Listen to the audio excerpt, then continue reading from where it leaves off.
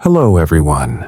Tonight, we step into the foggy streets of Victorian London, where your boots squelch against slick cobblestones, and your wool coat sticks damply to your arms.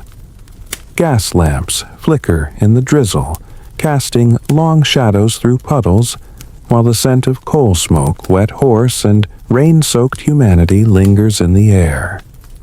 You're cold. You're wet. And you're exactly where a Victorian doctor wants you. You see in this peculiar slice of medical history, the kind where the cure often sounded worse than the disease, one odd prescription started to gain traction walk in the rain. Not once. Not for 10 minutes.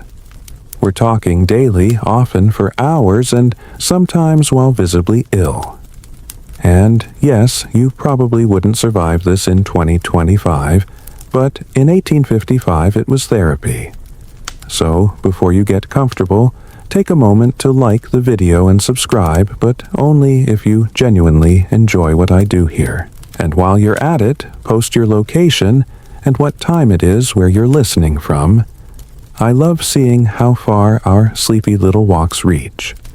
Now, dim the lights, maybe turn on a fan for that soft background hum, and let's ease into tonight's journey together.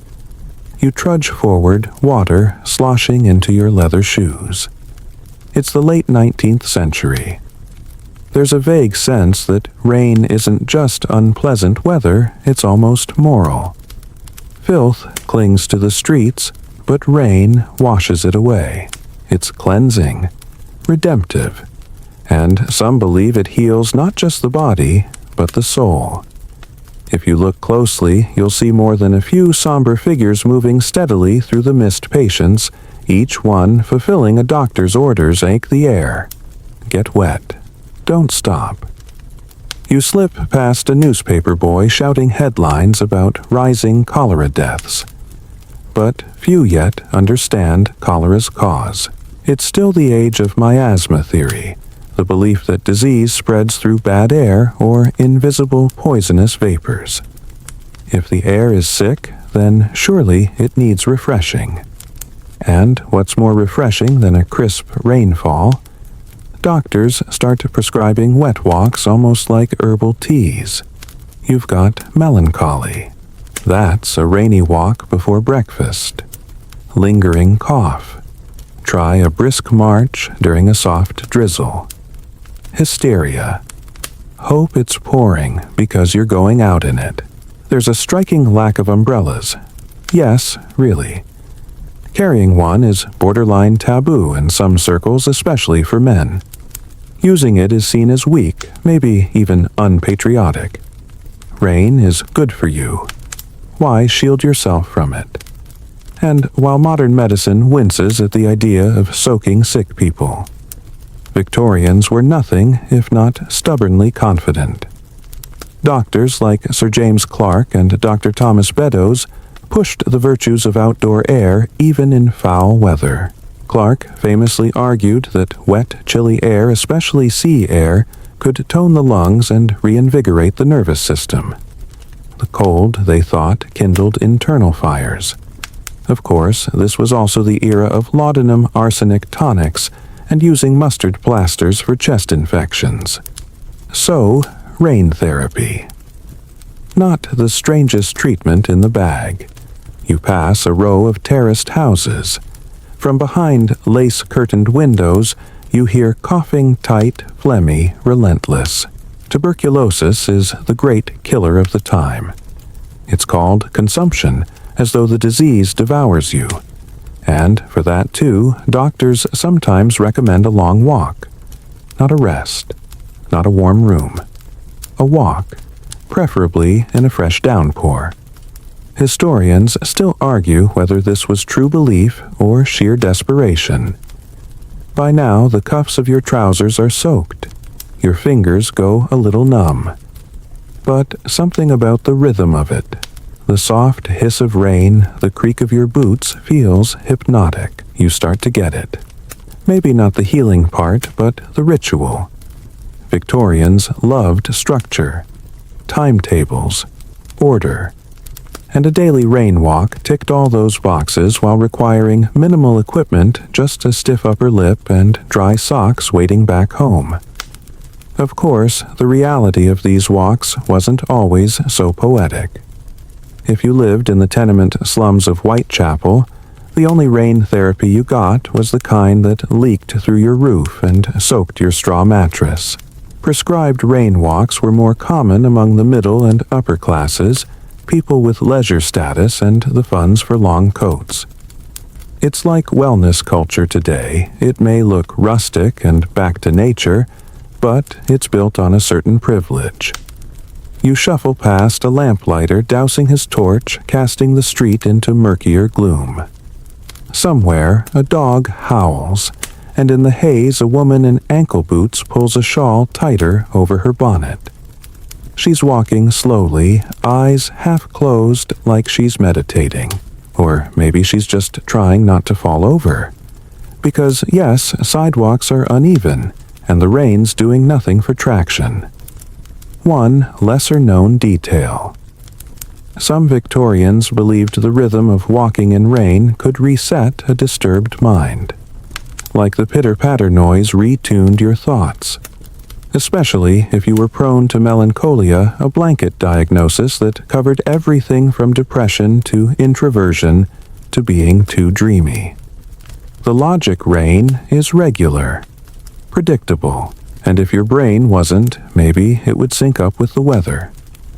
As strange as it seems, even fashion leaned into this damp philosophy. Women's boots were made of leather so thin you could hear the water seep in.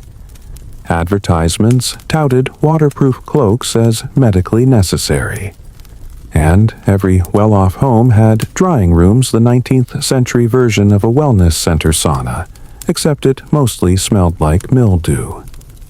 You pass a bench shiny with drizzle where someone's forgotten a top hat.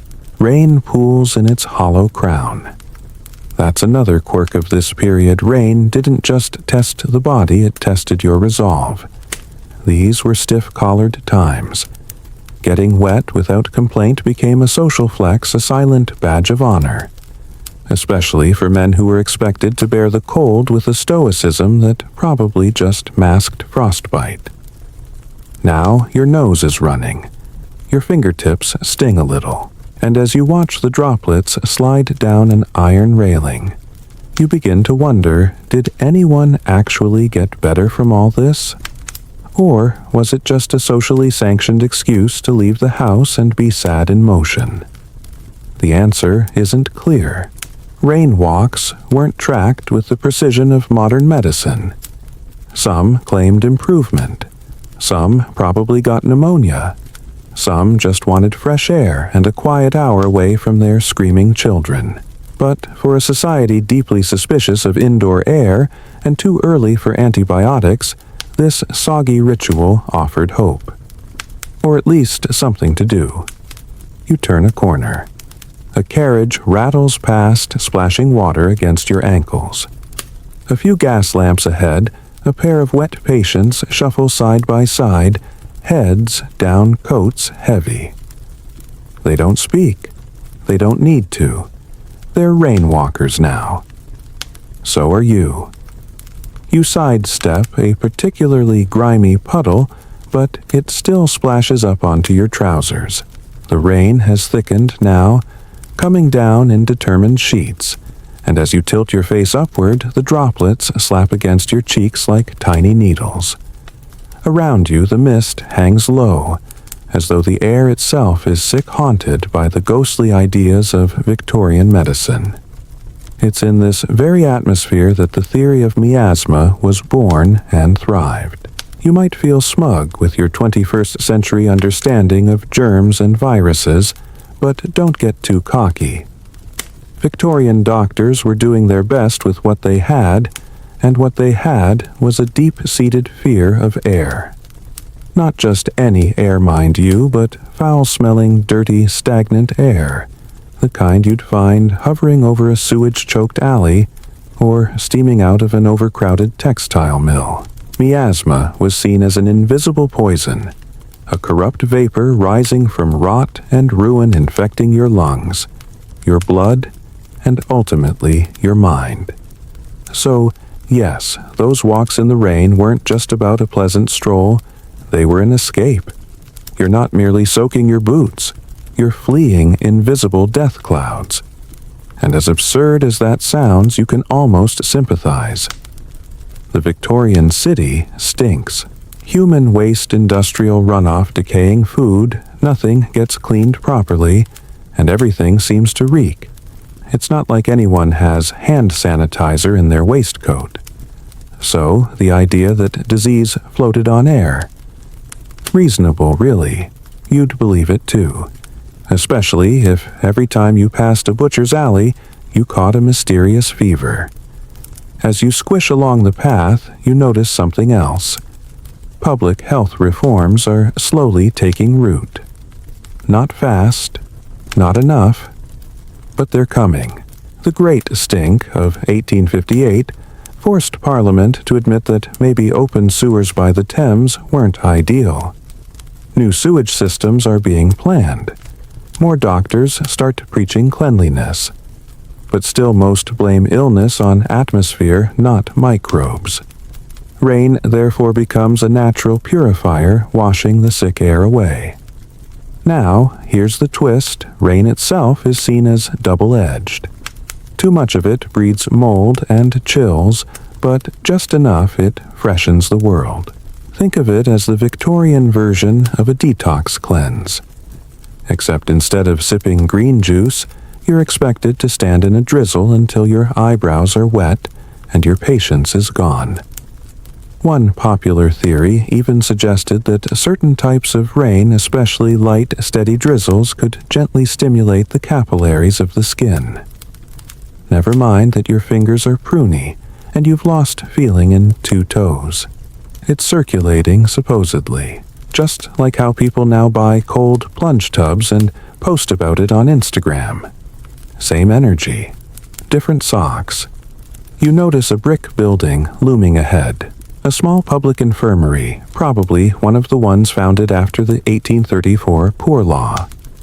Inside, rows of beds line the walls, many of them occupied by patients with chronic coughs, fevered eyes, or wasting limbs.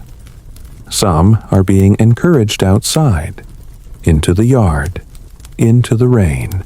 You hear a nurse, tight-bunned and unsmiling, gently instructing a thin girl in a shawl. 15 minutes in the air, dear. It will cleanse your lungs. The girl doesn't look convinced.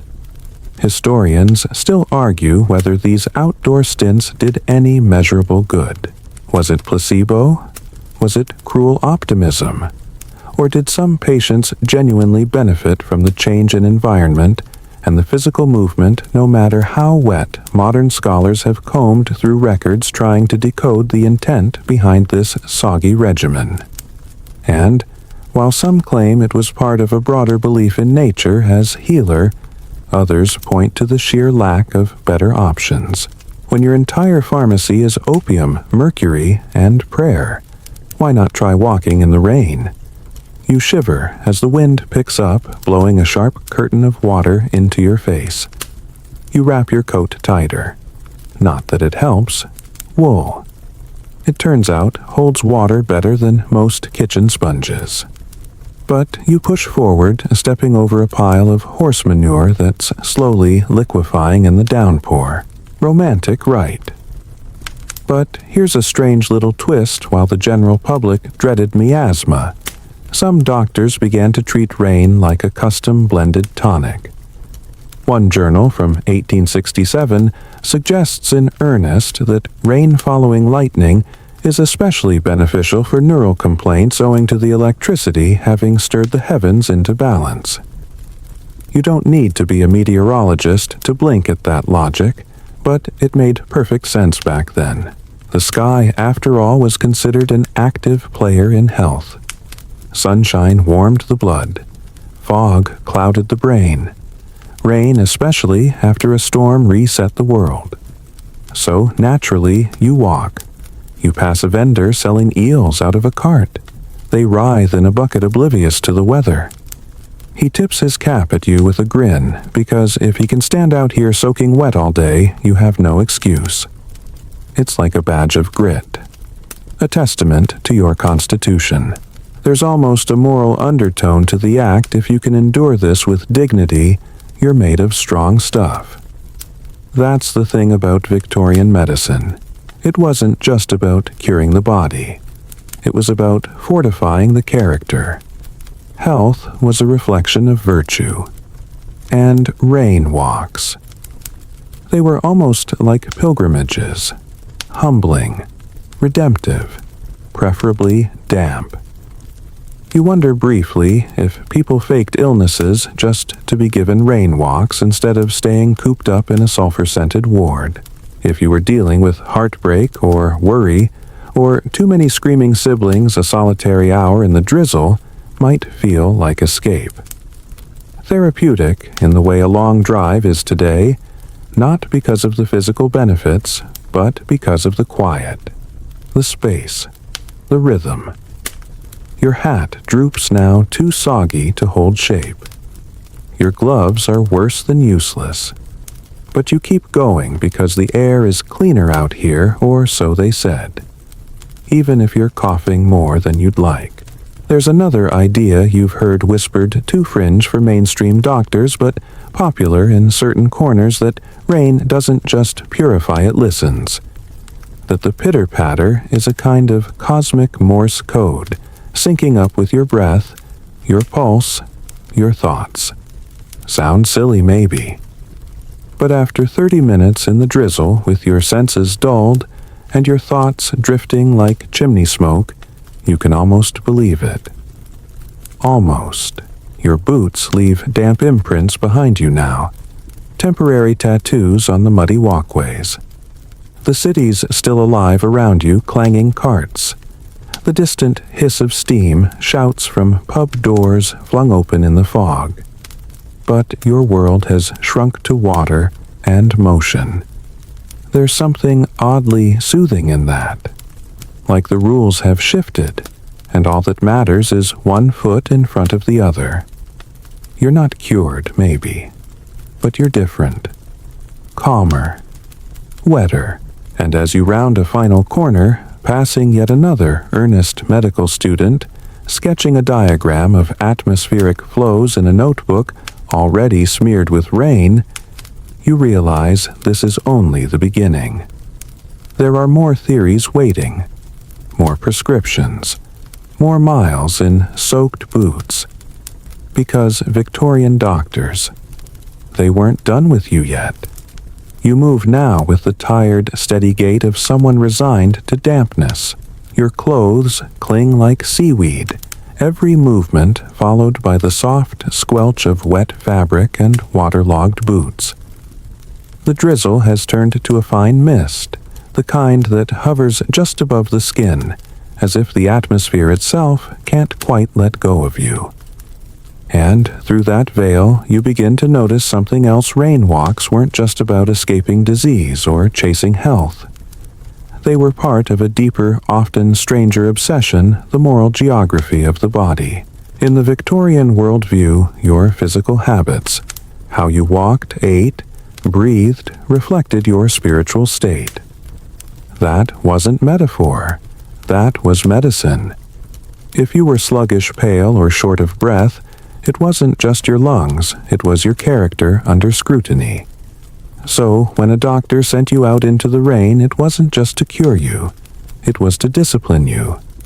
The rain became a test of grit, of self-control, especially for the rising middle classes who wanted to prove they were serious, industrious, no-nonsense types. You couldn't loaf in a chaise longue like an aristocrat, nor sweat in a factory like a laborer. But a rain walk that hit the perfect balance of respectable suffering. Visible hardship voluntarily endured, and you can see it playing out all around you. A gentleman in a stiff bowler hat walks briskly past his umbrella, folded under his arm like a bayonet, unopened, of course. That would defeat the purpose. His mustache is dripping. His coat is soaked, but he walks with dignity, chin lifted, as though enduring the weather is an act of social hygiene. In some circles, especially among temperance societies, rain walking even became a tool against vice. You feel a twinge of sympathy for the poor soul shivering on the next block, pacing in circles.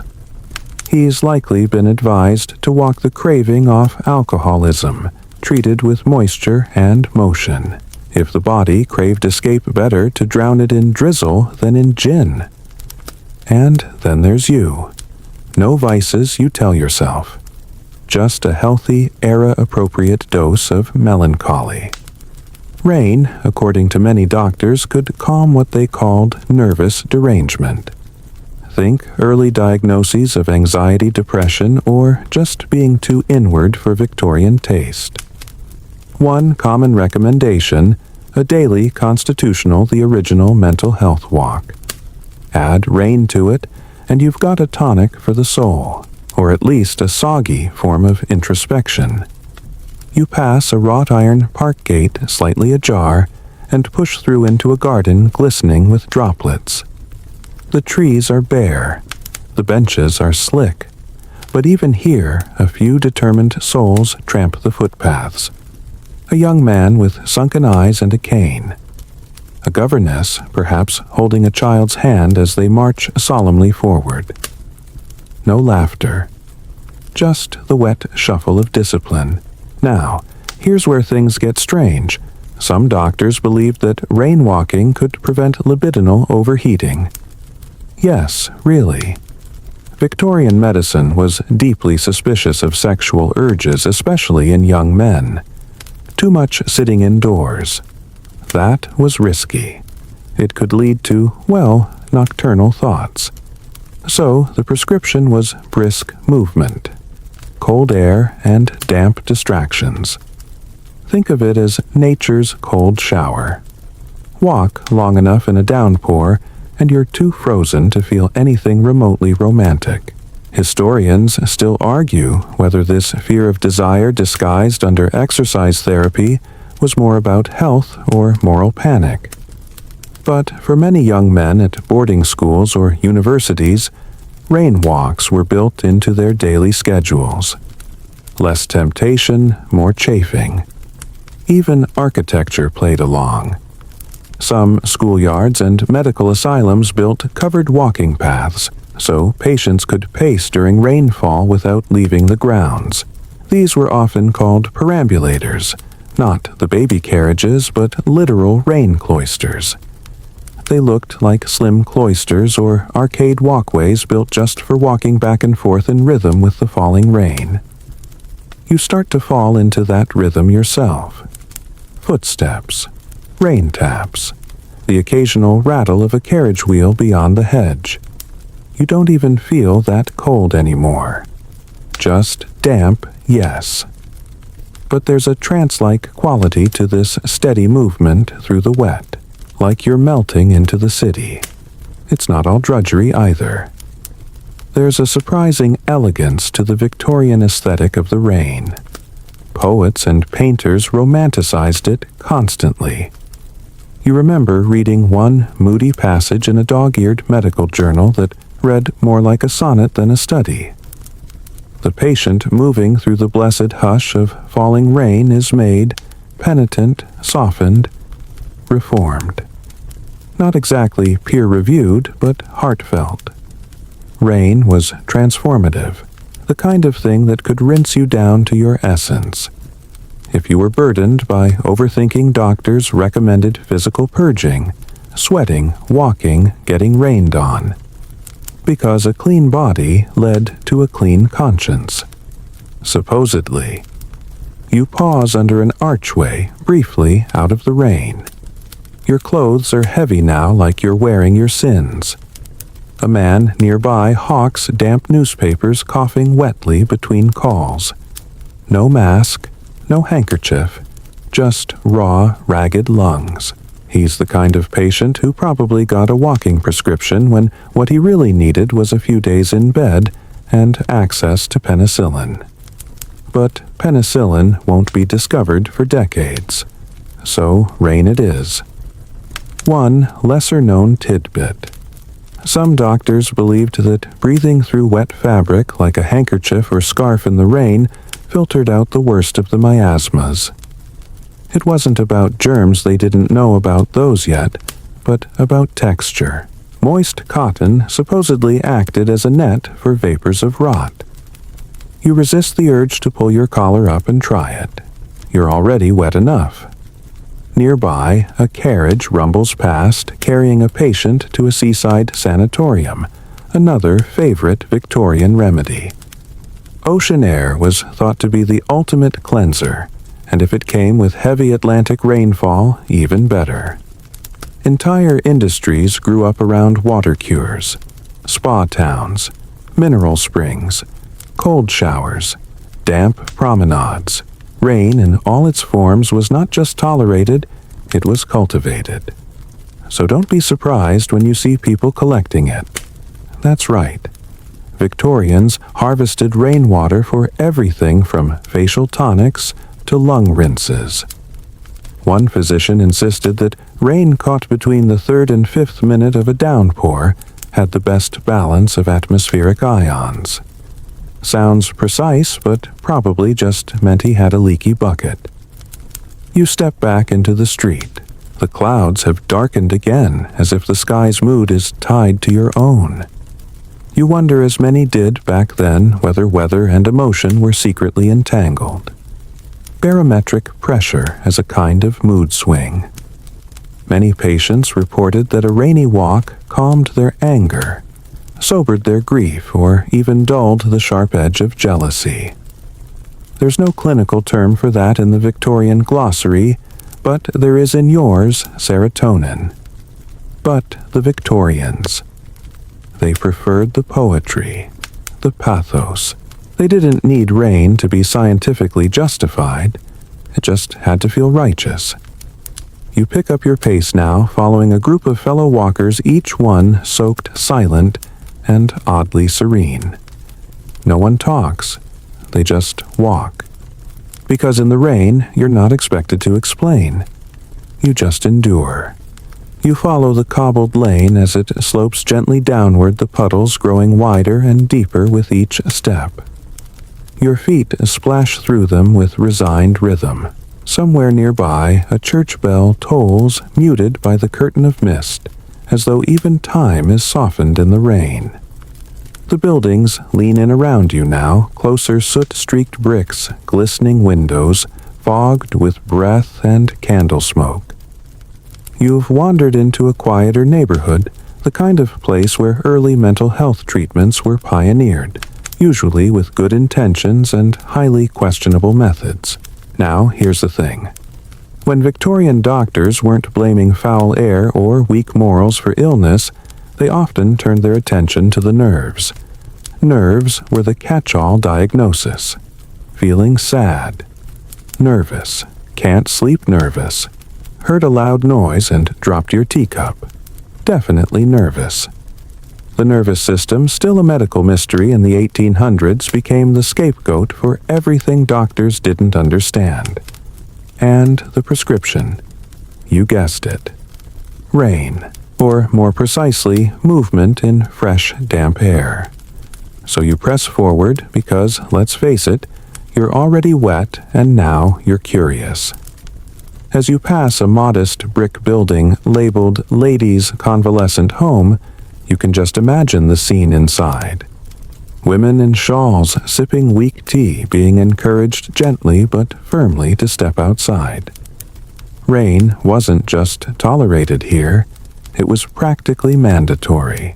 The prevailing idea was that exposure to the elements would stimulate the nervous fibers back into balance.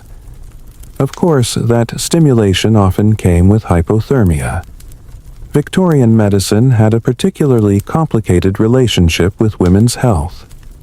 There was a long-held belief that female bodies were more susceptible to nervous disorders, and so they were often prescribed melancholy walks in the rain as part of their rest cure, which in classic irony usually involved anything but rest. And lest you think it was all noble effort, There's a fringe theory that many hysterical women were sent out walking just to get them out of the house, out of the drawing room, out of the husband's way. It was a kind of medicalized exile. Go take the air, dear. You'll feel better. Just don't come back too soon. Historians still argue whether these treatments were genuine attempts to help or thinly veiled social control. After all, what better way to manage a restless patient than by assigning her 5 miles of drizzle and silence? You duck under the eaves of a tea shop for a moment. The window is fogged from the inside, but you catch glimpses of scones, steam, and people who clearly had no such prescription. They're dry. You are a sponge with legs. But even as you drip onto the stoop, you notice how alert you feel. A little miserable, yes, but sharp. Present. Maybe those twitchy Victorian nerve doctors were onto something. One odd little practice that gained some traction in the mid-1800s was rain-assisted hydrotherapy. Yes, as if rain alone weren't enough. Some doctors took it further. Imagine a patient already drenched from a walk being guided into a small pavilion and splashed with even colder water to complete the circuit of rejuvenation. It sounds like torture. It was called medicine. They claimed this shock of contrast helped jolt the nervous system back into alignment. It was like electrotherapy without wires. One case study describes a man being cured of melancholia after 15 days of damp walks, followed by brief plunges into tubs of collected rainwater. No one followed up to ask if he ever smiled again. The truth is, the Victorians had a peculiar faith in discomfort. They believed that healing often required suffering, or at least a little wet stoicism. If it wasn't painful, how could it be working? And rain was the perfect instrument, constant, cold, indifferent. You couldn't bargain with it. You couldn't control it. You just had to walk through it and hope your constitution would catch on. And they wrote about it too. Entire books were dedicated to the psychic renewal brought on by gray skies and soggy boots. Doctors, ministers, and amateur philosophers extolled the virtue of seasonal dampness.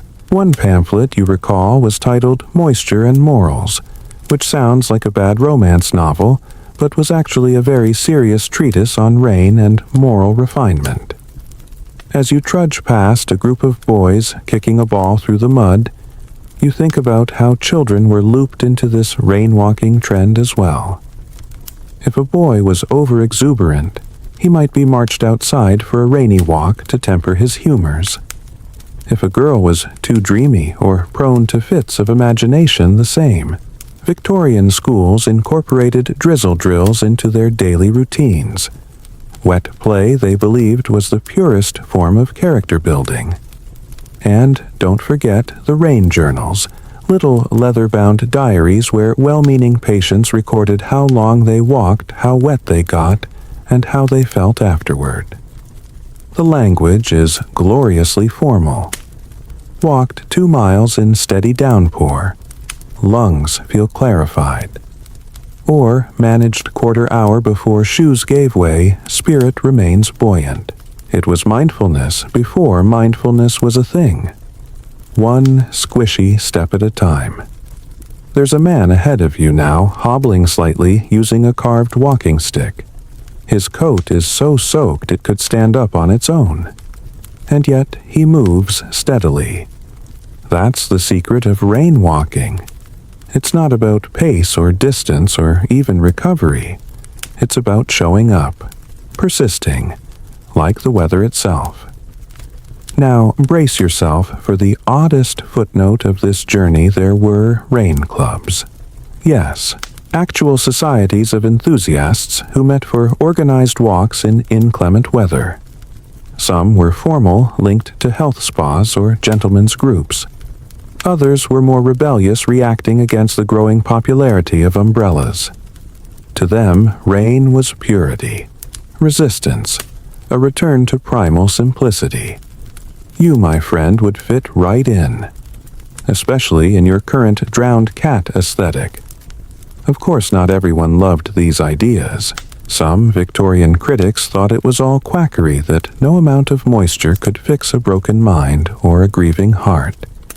And maybe they were right. Maybe rain doesn't heal. Maybe it just gives you something else to feel. A different sensation, a distraction from the ache.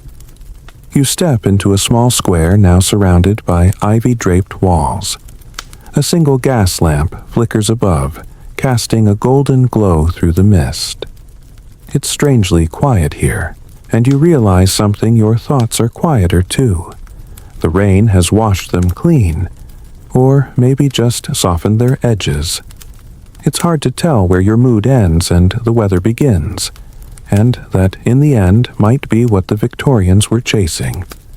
Not a cure, not really. Just a way to walk alongside their pain, to meet it in the mist, to let the sky cry with them until their own tears felt less sharp. You step into the narrowest alley, yet the walls so close they almost touch overhead, as if the city is folding in on itself. The rain gathers in long silver streaks along the stone, shimmering like veins.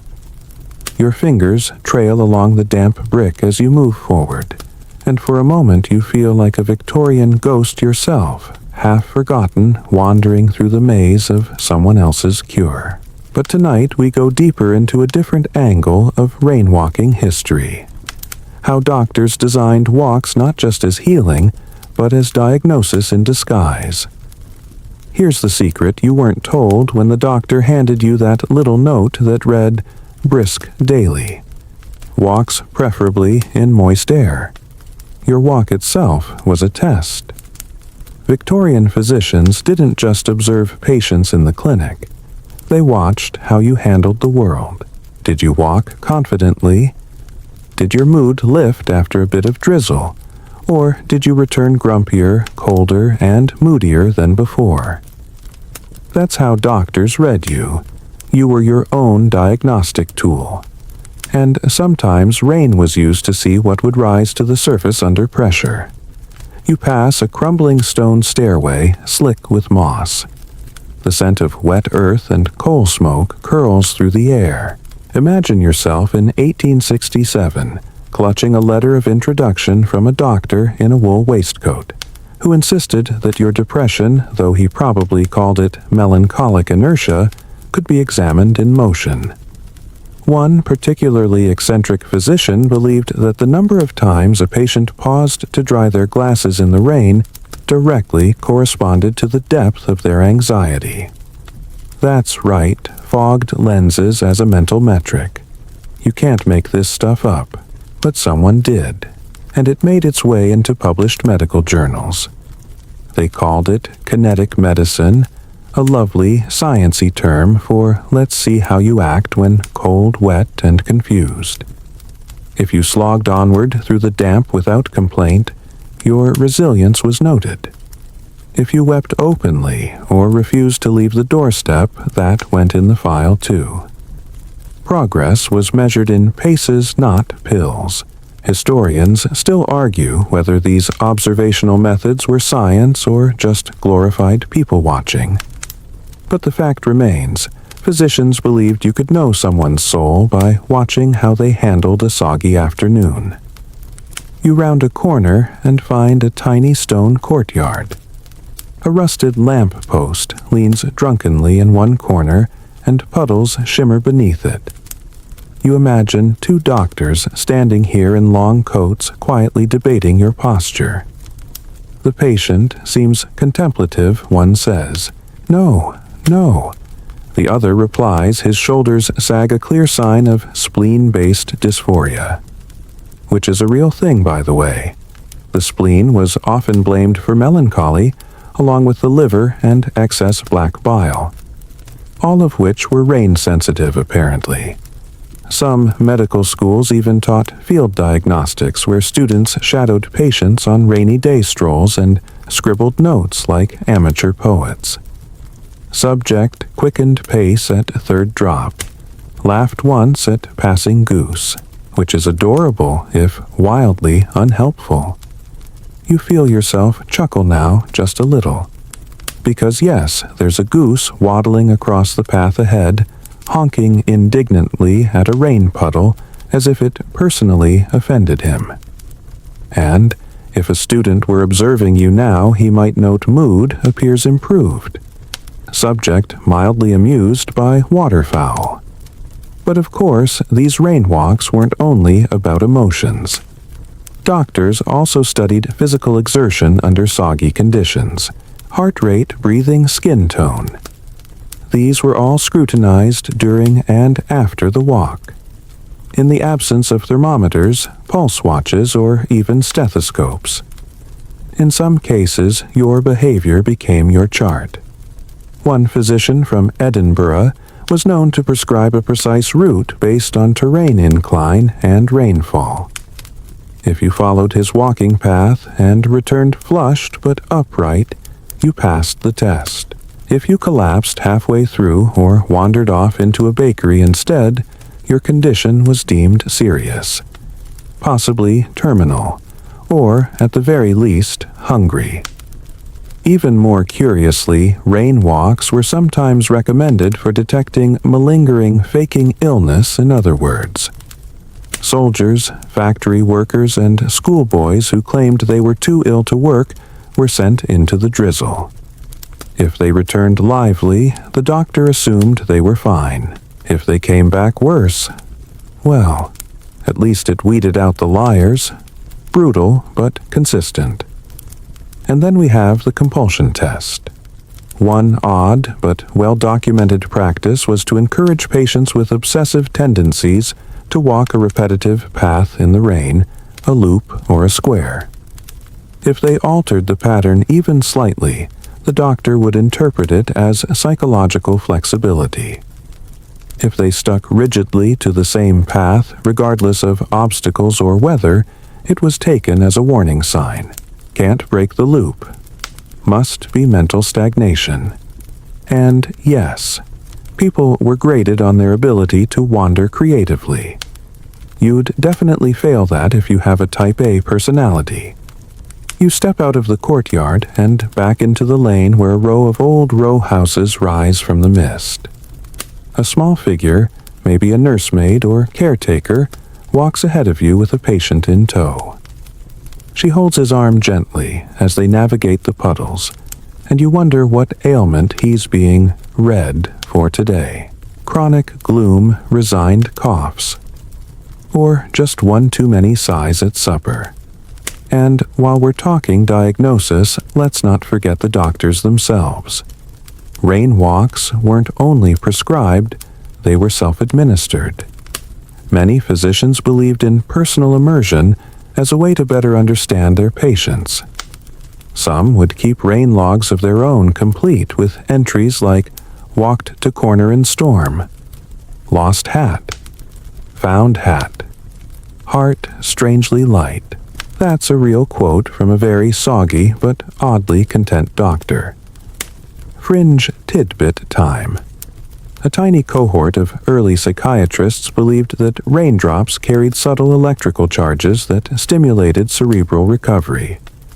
The theory was that atmospheric friction, thunderstorms, mist, etc., created ion-rich air, which in turn cleansed your internal emotional circuits. It's completely unproven and deeply weird. But still, next time lightning flashes, remember that a Victorian somewhere thought it was gently rebooting your brain. As you reach the end of the block, your clothes heavy with damp resolve, you realize something else. You're thinking less about your feet and more about everything else. The walk, the rain, the strange diagnostic gaze of history. It's all wrapped around you like a weighted blanket of oddness. You pass a small plaque on the wall. Faded gold leaf reads, "Here walked patients of St. Joseph's in search of clarity and cure." It's worn, forgotten, but still standing. Because that's the other truth of this strange prescription. Sometimes the diagnosis wasn't the point. Sometimes just getting outside into the world, into the weather, was enough. Enough to show you still had motion in you, that your lungs still worked, that you could walk through something even when the forecast said otherwise. You veer off the main road and onto a path, less traveled, one that feels less like a street and more like a suggestion. The gravel crunches beneath your steps, soaked and soft, the edges of the trail blurred by creeping moss. Overhead, tree branches lean close, dripping methodically. There's a rhythm to it now, the rain, the breath, the pace. Like a Victorian metronome set to melancholy. You're not just walking anymore. You are participating in a ritual that once carried deeper meaning, the moral walk. This wasn't just about health. For many Victorians, especially the more pious or philosophical types, a long walk in the rain was seen as an act of character purification. Imagine a world where suffering, even mild suffering like damp socks and fogged spectacles, wasn't something to avoid, but something to seek out. Something to learn from. According to the more morally inclined doctors and theologians of the 1800s, a wet walk wasn't just therapy, it was penance. A way to humble the spirit, purge pride, and build virtue. One clergyman doctor wrote that a soul trudging through drizzle is a soul more aligned with divine humility. Which sounds like a line from a particularly soggy sermon, but was meant completely sincerely. You pass under an archway now once part of a chapel wall. The rain hits the stone in gentle waves. You think about those long-gone patients being sent out by their superiors, not just for physical exercise, but for moral reflection. Don't forget, Victorian England was obsessed with self-discipline. The body was a vessel, sure, but the mind. The mind had to be trained. And what better environment for discipline than cold rain and endless gray? And here's the kicker. Many of these walks were done in silence, not because there was no one to talk to, but because quiet contemplation was considered essential. You were expected to use your walk to catalog your flaws, organize your thoughts, even atone for sins. One doctor encouraged patients to list their regrets with each footstep. Left envy, right laziness, left pride, right lying to that one aunt about the jam. Historians still argue whether this was actual therapy or just Victorian guilt with better shoes, but it's clear that for many people, the rain provided not just relief, but a backdrop for moral recalibration. If you walked far enough, wet enough, long enough, maybe you'd emerge cleansed not just in body, but in soul. You come across an iron bench slick with water under a half-dead tree. You don't sit, obviously, your dignity's damp, but not entirely dissolved, but you pause, letting the rain tap against your hood. You think of a curious figure in this history. The rain minister. Yes, that was a thing. A fringe Anglican priest who believed that natural discomfort brought people closer to spiritual truth. He led congregational walks in the rain every Sunday, quoting scripture between gusts of wind and handing out soggy prayer cards. His church attendance doubled. People love a gimmick, even when it comes with trench foot. The walk becomes more wooded now, the path rising and falling beneath you. Rain beads on the leaves, slides down the bark pools in your cuffs. It's not subtle anymore, this is serious commitment-level moisture. But there's something to it. You feel less like you're enduring the rain and more like you're walking with it. There were doctors, often the more progressive ones, who believed this was the point. Not the suffering, but the connection. They spoke of a kind of communion between human and weather. That, in shedding comfort in walking into the storm, you tapped into something primal. Some even claimed rain opened what they called the moral pores, a metaphysical concept that basically meant your brain was more open to good thoughts when your socks were squishing. The moral walk was often paired with reading assignments, sermons, tracts, poetry. A popular pairing was Thomas à Kempis's The Imitation of Christ, ideally read before a walk, so the patient could reflect on humility while squelching through muddy fields. There's also a recorded case of a wealthy woman being prescribed long walks in the rain while memorizing the Psalms. She reportedly returned with a lighter spirit and improved Latin. Go figure. Victorian reform schools embraced this wholeheartedly. Children seen as unruly were marched out into the elements, sometimes daily, with the idea that the physical struggle would scrub away their disobedience. And naturally, they were supervised. No cheating. If you skipped a puddle, that meant you were skipping moral growth. Some even required direct contact. Wet socks were inspected to confirm full engagement with hardship. A+ for wetness. You step over a small stream now swollen and muddy from the recent downpour. The rain itself has become steadier, like it's invested in your journey. It's no longer pelting you in surprise. It's accompanying you. The moral walk didn't always work, but it rarely failed to provoke something. A realization, a release. At the very least, it wore people out enough that they stopped complaining, which, in a busy Victorian household, probably counted as healing. And here's a quirky one: umbrella bans. Some reform institutions forbade the use of umbrellas during moral walks. Shelter, they said, defeated the purpose. If you weren't willing to feel the rain, you weren't ready to feel your conscience. A little intense, yes.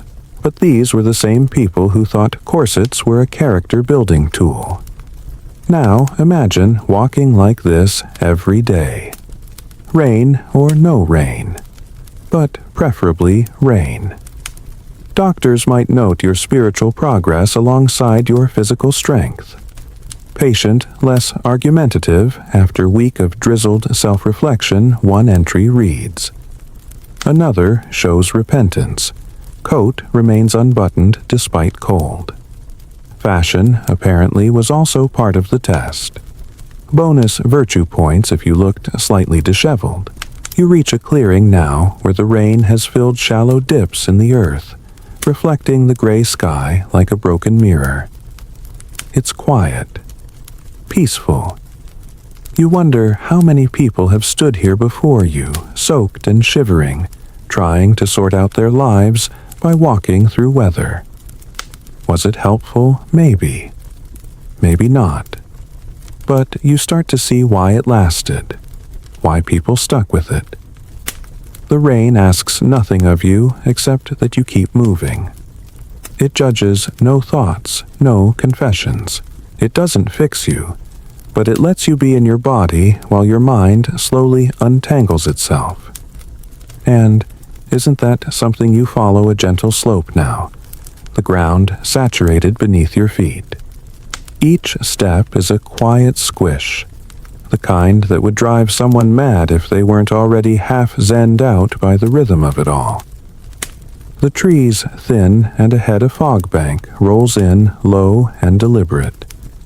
You can't see the far end of the path, but that's kind of the point, isn't it?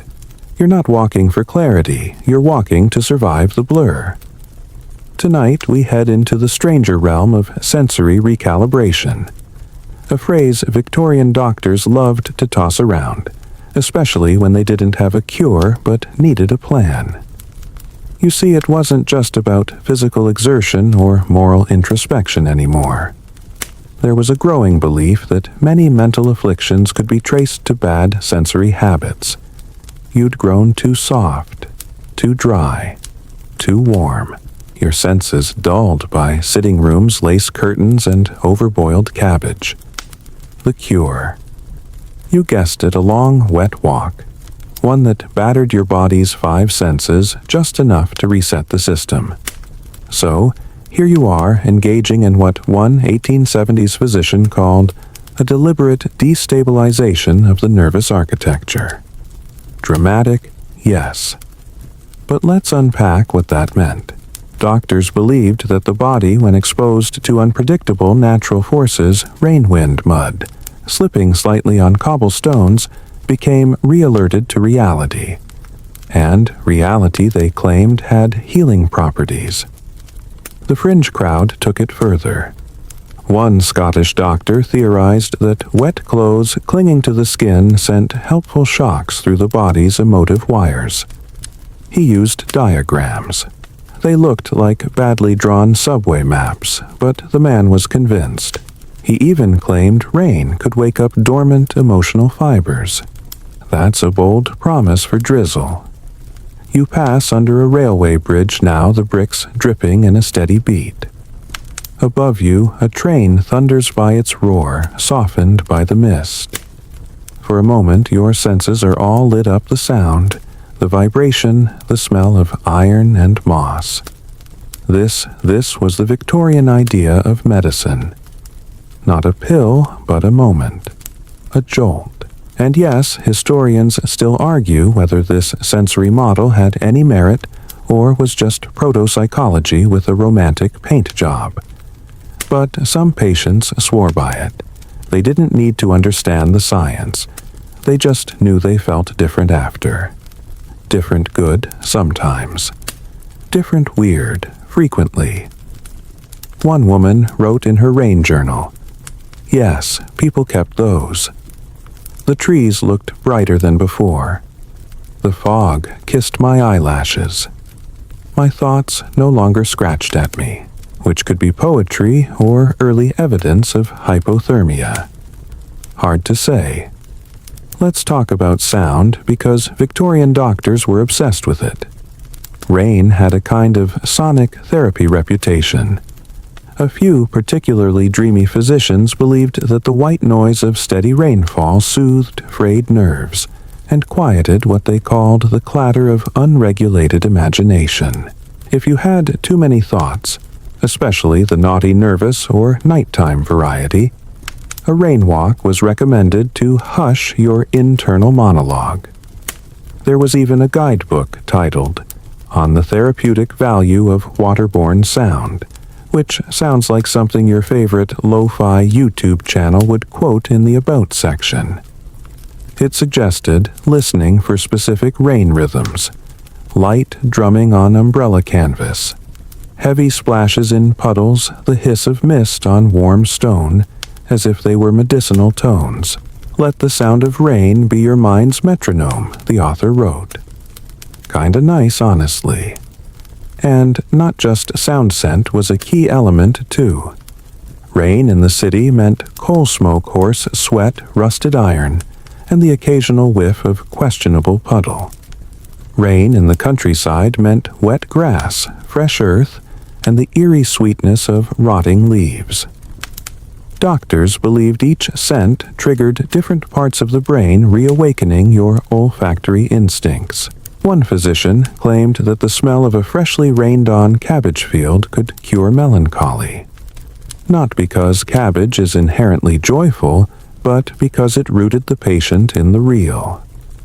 Okay, sure.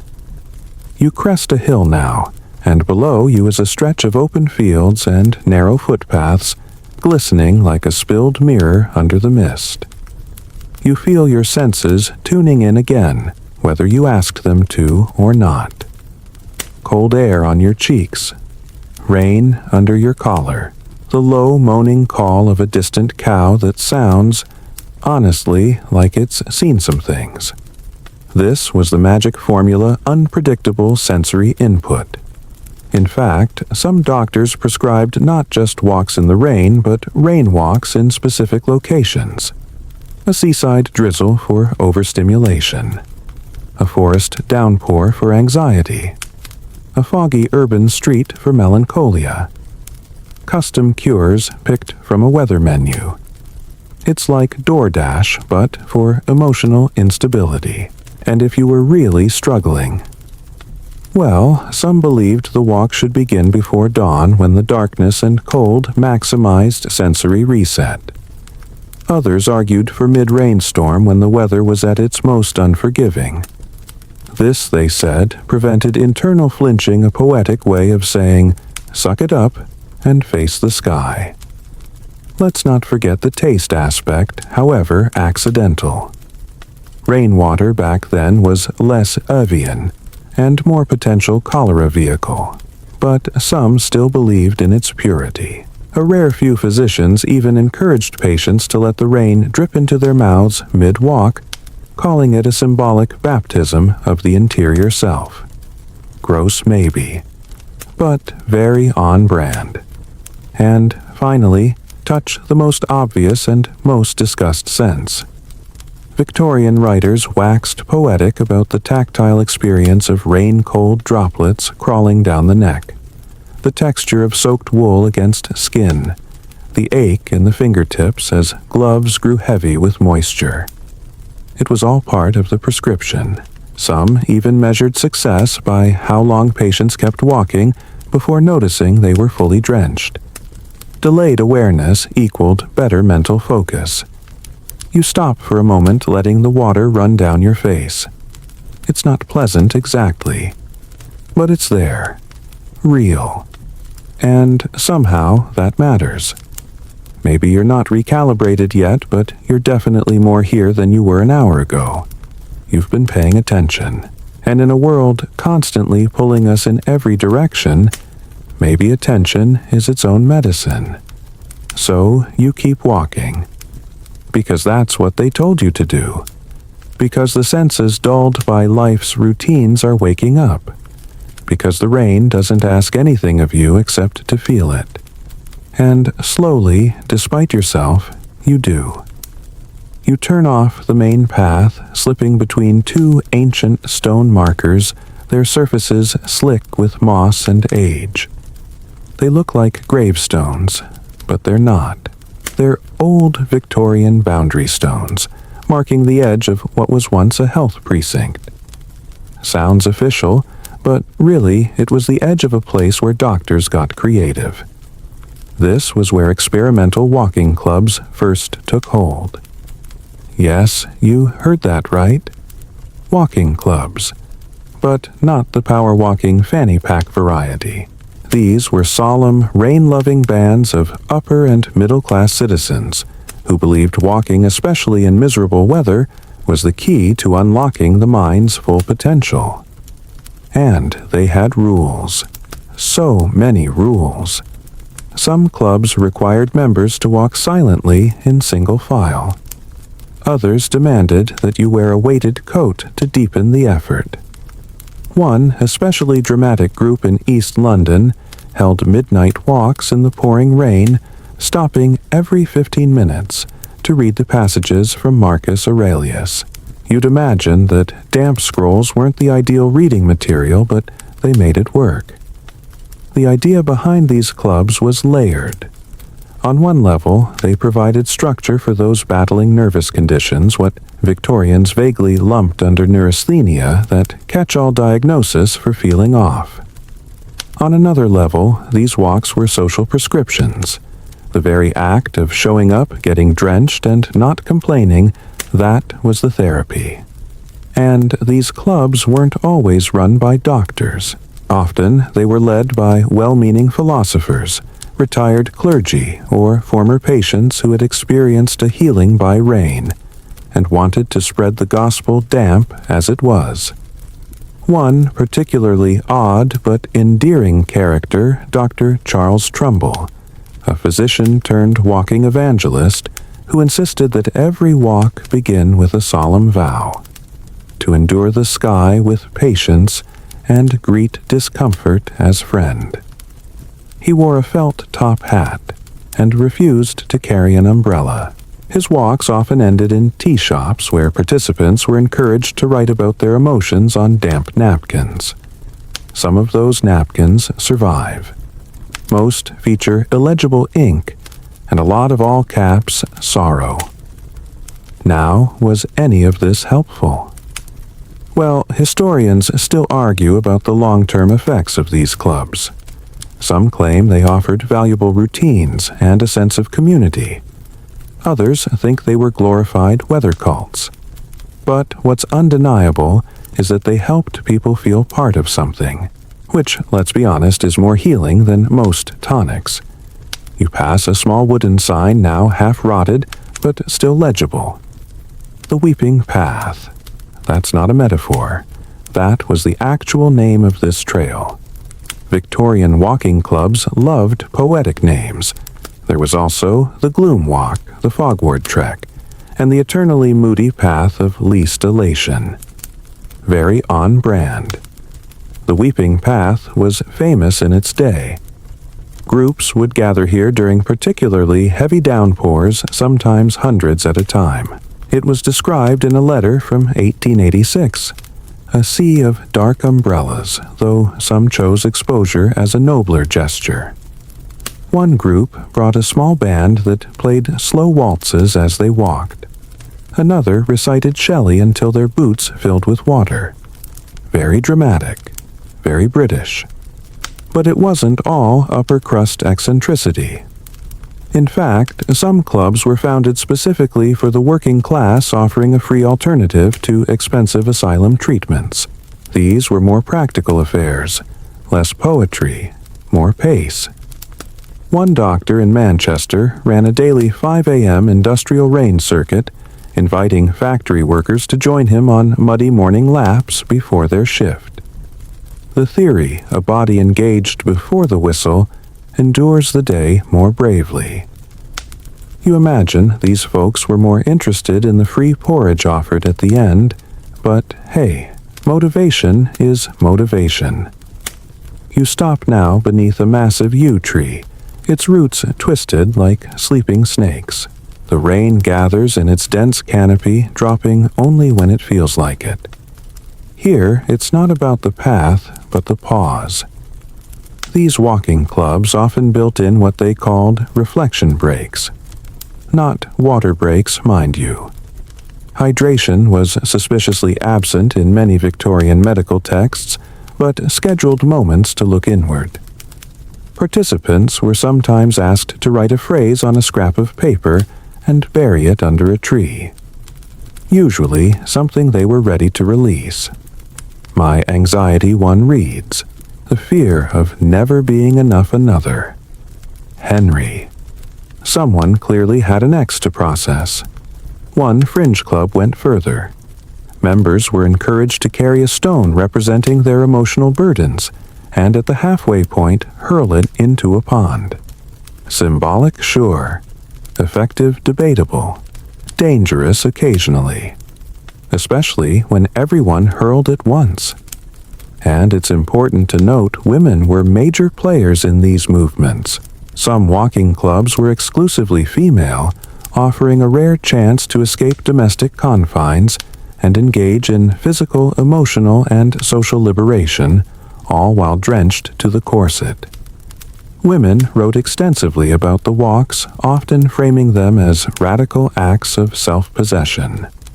One woman's diary reads, "The rain could not undo me. I walked until I no longer heard the voices of expectation." Boom. That's a mic drop in petticoats. You move again, the mud sucking gently at your boots. Ahead, the path splits. One side rises sharply through a narrow copse of birch. The other dips into a marshy hollow. Both look wet. One probably smells like damp mushrooms, the other like moss and possible regret. But that's part of the charm. These clubs believed in embracing decision under duress. You were encouraged to take unfamiliar turns to let the rain disorient you. Just enough that instinct kicked in. Why? Because they said only in small confusion could the true self emerge. And yes, there were skeptics. A London satirist once described the clubs as emotional goose-stepping through puddles. Another published a fake ad, "Join the Misery Marchers, free pneumonia," with every mile, but satire or not, the clubs kept growing. Why? because deep down we all want to feel changed. And when change doesn't come from within, sometimes it arrives with the weather. So you choose the left path uphill sharp, and almost immediately unpleasant. But the air shifts around you cooler, cleaner. The rain hasn't stopped, but it feels less hostile now. Almost instructional. You're not alone. You're part of a centuries-old ritual, one where discomfort is the teacher. And everyone who's walked before you, they've left traces in the mud, in the moss, in the soggy napkins, and long-lost stones. You're just the latest to learn what they did sometimes to feel better. You don't need clarity. You just need a group, a goal, and a willingness to get rained on. Your uphill path grows steeper now, narrow and slick with soaked leaves that slide like wet parchment under your boots. The branches knit together above you, forming a dripping tunnel that's equal parts cathedral and crawl space.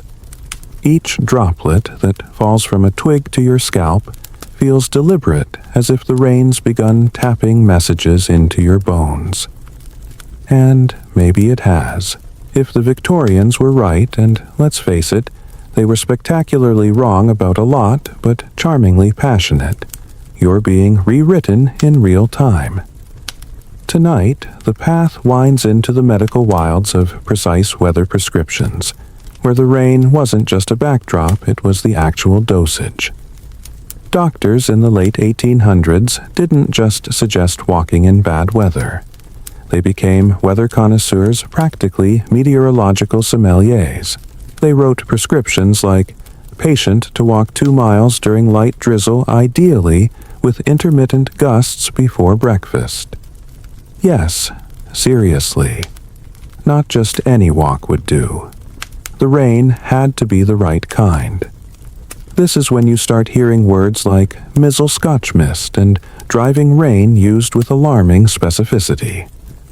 There were charts, diaries, little notebooks with rainfall types color-coded for optimal impact. One particularly meticulous doctor claimed horizontal rain awakens the frontal lobes, which sounds scientific until you realize he probably meant it hits your face and you notice things again. But here's the heart of it. They genuinely believed that each type of precipitation had a unique psychological effect. Mizzle. A fine, barely there mist was thought to soothe hysteria. A brief squall. Excellent for melancholia. Steady, soaking rain was favored for obsessive thoughts, and thunder was prescribed oddly for boredom. Like a Victorian espresso shot. Boom. Wake up. Nature's mad. A fringe belief system emerged from all this atmospheric toning. Practitioners believed the human psyche, like a musical instrument, could fall out of tune, and that rain acted like a giant tuning fork. Get the right storm in the right season, and bam, you're emotionally in key again. They used words like psychic pitch and spiritual tremolo. Did it make sense? Not remotely. Did it catch on more than you'd expect? You emerge from the tunnel of trees onto a ridgeline where the view explodes in every direction. Mist-swaddled hills rolling like wet blankets over a sleeping countryside. You can barely see where the land ends and the sky begins. The air up here feels thinner, sharper, cleaner somehow, and with it comes the kind of silence that only rain and elevation can make, a hush that presses on the skin like water's version of a weighted blanket. This exact sensation. It was considered medicinal. The combination of effort altitude and active rainfall was called a pressure blend. Not blood pressure, mood pressure. Victorians believed certain physical environments squeezed you emotionally like juice from a lemon. That's what you're walking through now. The emotional juicer. Some doctors even carried barometers to match mood swings with atmospheric pressure. A patient would describe anxiety, and the doctor would nod gravely and announce, "Yes, yes, the mercury has dropped." Best, take a 7-mile sleet march. It sounds absurd, and it is, but the underlying idea that mood and weather dance together still holds weight today. Now, let's take a detour into something especially strange: the storm journals. Between 1850 and 1890, dozens of patients kept detailed diaries tracking their emotions against the weather. One woman wrote light rain, mild sorrow, heavy rain, catharsis, thunder, rage followed by relief. Another, a schoolmaster recovering from what was then called brain fever, developed a self-treatment system involving coated umbrellas. Red for drizzle walks, black for storms, white for fog. When asked what the white umbrella did, he said, "It erases me. That's when I feel best." One of the most committed weather diarists, a Welsh coal baron named Evan Llewellyn, walked in over 1,000 recorded rain events. He rated them with a system of squiggles and smudges to capture their emotional flavor. A sideways tilde meant vaguely mournful. 2 exclamation marks surprisingly liberating. A spiral inside a triangle, grief transmogrified. Historians still argue whether these were scientific codes or elaborate doodles, but either way, they made their point. Even doctors started to adopt these tracking methods. There's evidence of asylum weather charts where rainfall was cross-referenced with patient behavior. 2 escaped during hailstorm. 3 laughed during fog. 4 sang in rain. It reads like a storm chaser's dream journal. And let's not forget seasonal specificity. Rain in spring was thought to rebirth the spirit. Rain in autumn mourned the self. Winter rain was punishment and purification. Summer rain, summer rain was for dreaming. Doctors claimed it allowed the soul to loosen. You didn't have to walk in summer rain. You could just sit in it. Let it soak into your thoughts until they stopped trying so hard. You can almost feel it now, this shifting belief that weather could sculpt the mind. That maybe your current mood isn't some chemical flaw or moral failure, it's just a fog waiting for the right kind of downpour to scrub it clean. You pass another faded sign nailed to a splintered post, weather permitting, we persist. It's unclear who nailed it there. Maybe one of the clubs, maybe a patient, maybe you in another life. But the sentiment fits. And here's the curious part, you're starting to believe it. Not because the science checks out, it mostly doesn't, but because there's something strangely convincing about the intentional discomfort. The idea that you're not running from sadness or stress or existential soup, you're walking straight through it, soaked shoes and all. So you keep going through the mist, past a field where cows blink at you like you've lost your way. And maybe you have, but you're still moving, still recalibrating. And in your pocket, just maybe a little scrap of paper with a word you're not ready to say out loud yet. Something to bury, or throw, or scribble onto a napkin at the end of a long wet day. You descend from the ridge, your legs aching in that strangely satisfying way that says, yes, I still exist. The path ahead vanishes into low, sloshing marshland, the sort of place that makes your socks whisper regrets with every step. But even as the fog thickens and the drizzle picks up, you don't turn back. Why would you? Because now we're entering the part of the walk where Victorian doctors handed off the treatment to nature itself. You see, they believed healing wasn't always something a doctor could force, it had to be invited. And once you were wet enough, cold enough, and disoriented just right, you became more receptive to nature's interventions. Which sounds lovely and vaguely magical until you remember that nature sometimes meant half-frozen pond water and the occasional surprised badger. This is where things take a slightly mystical turn. Some doctors, particularly those on the fringes of science and sanity, began to blend medicine with a growing interest in natural philosophy, an old-timey term for "we're pretty sure trees have opinions." At the core of this was the belief in living atmospheres, not metaphorically, literally. Rain wasn't just water, it was sentient weather. Storms carried messages. Mist had moods. Dewdrops, if you looked at them cross-eyed and recited poetry, might whisper back. One particularly enthusiastic naturalist physician named Dr. Elphinstone Bray. Yes, that was his real name, published a now-lost manuscript called The Temper of Rain. According to those who read it, Bray believed different regions had different rain personalities. Sussex rain was gently forgiving. Highland rain was stern but cleansing. London rain was crowded and moody, kind of like its people. And when you walked in these rains, he said, your body tuned itself to match. Bray even went so far as to claim that rain from certain places could cure specific ailments. For example, melancholy from unrequited love. Best treated in the drizzle outside Tintagel. Guilt from gambling debts.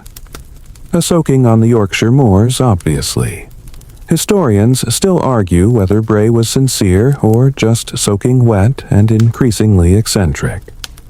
But what's certain is that he wasn't alone. Others in the medical community began taking what they called geographic prescriptions. That is, they sent patients to very specific places at very specific times of year to walk in very specific types of weather. This gave rise to a short-lived trend known as the peripatetic pilgrimage movement. Wealthy patients with diagnoses ranging from anxiety to what one doctor called soul fatigue were instructed to travel on foot to various destinations, often in winter, often in the rain, to move their affliction through the landscape. You can almost picture it, a cluster of cloaked figures slogging through November sleet in Cumbria, whispering their failings to the wind like soggy monks. Some carried journals. Others carried weighted stones, remember those, or leaves from their home gardens to bring their past into communion with new weathers. Romantic, sure. Bonkers. Also, yes. Now, as you squelch through the mire, the landscape around you begins to change. Fewer trees, more reeds. That raw, earthy smell of rot and rebirth rises. You're in a marsh now, once believed to be especially potent for people with overheated thoughts. The logic, damp land, damp mind.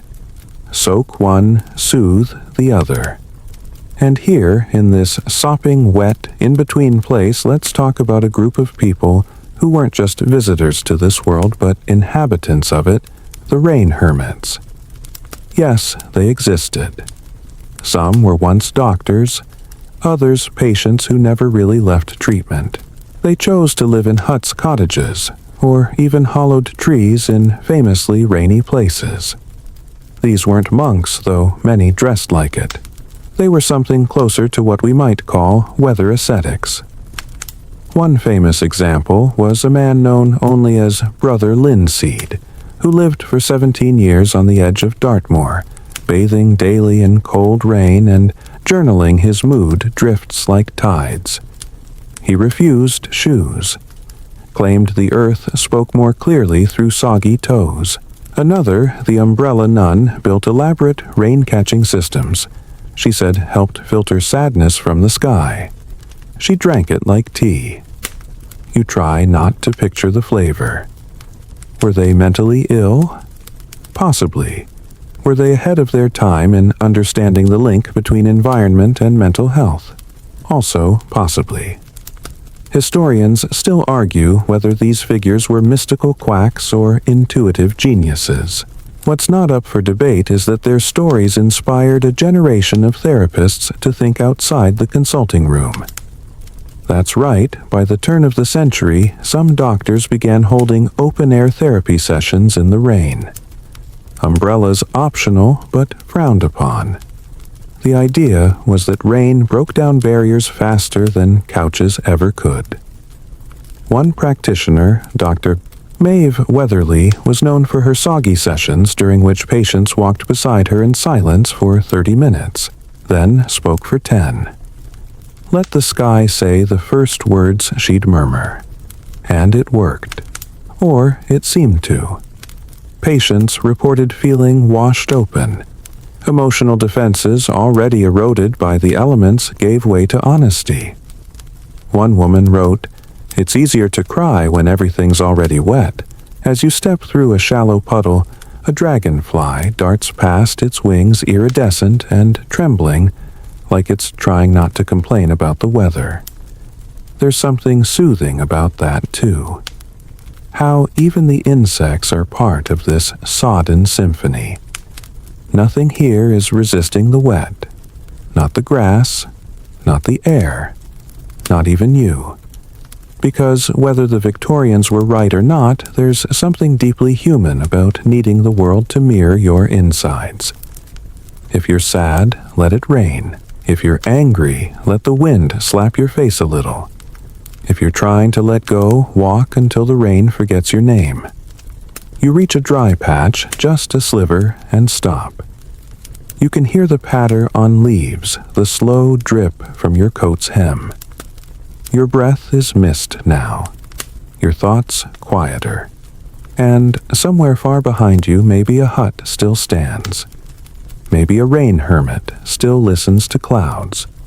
Or maybe it's just you now, moving through the landscape, letting the atmosphere make its adjustments.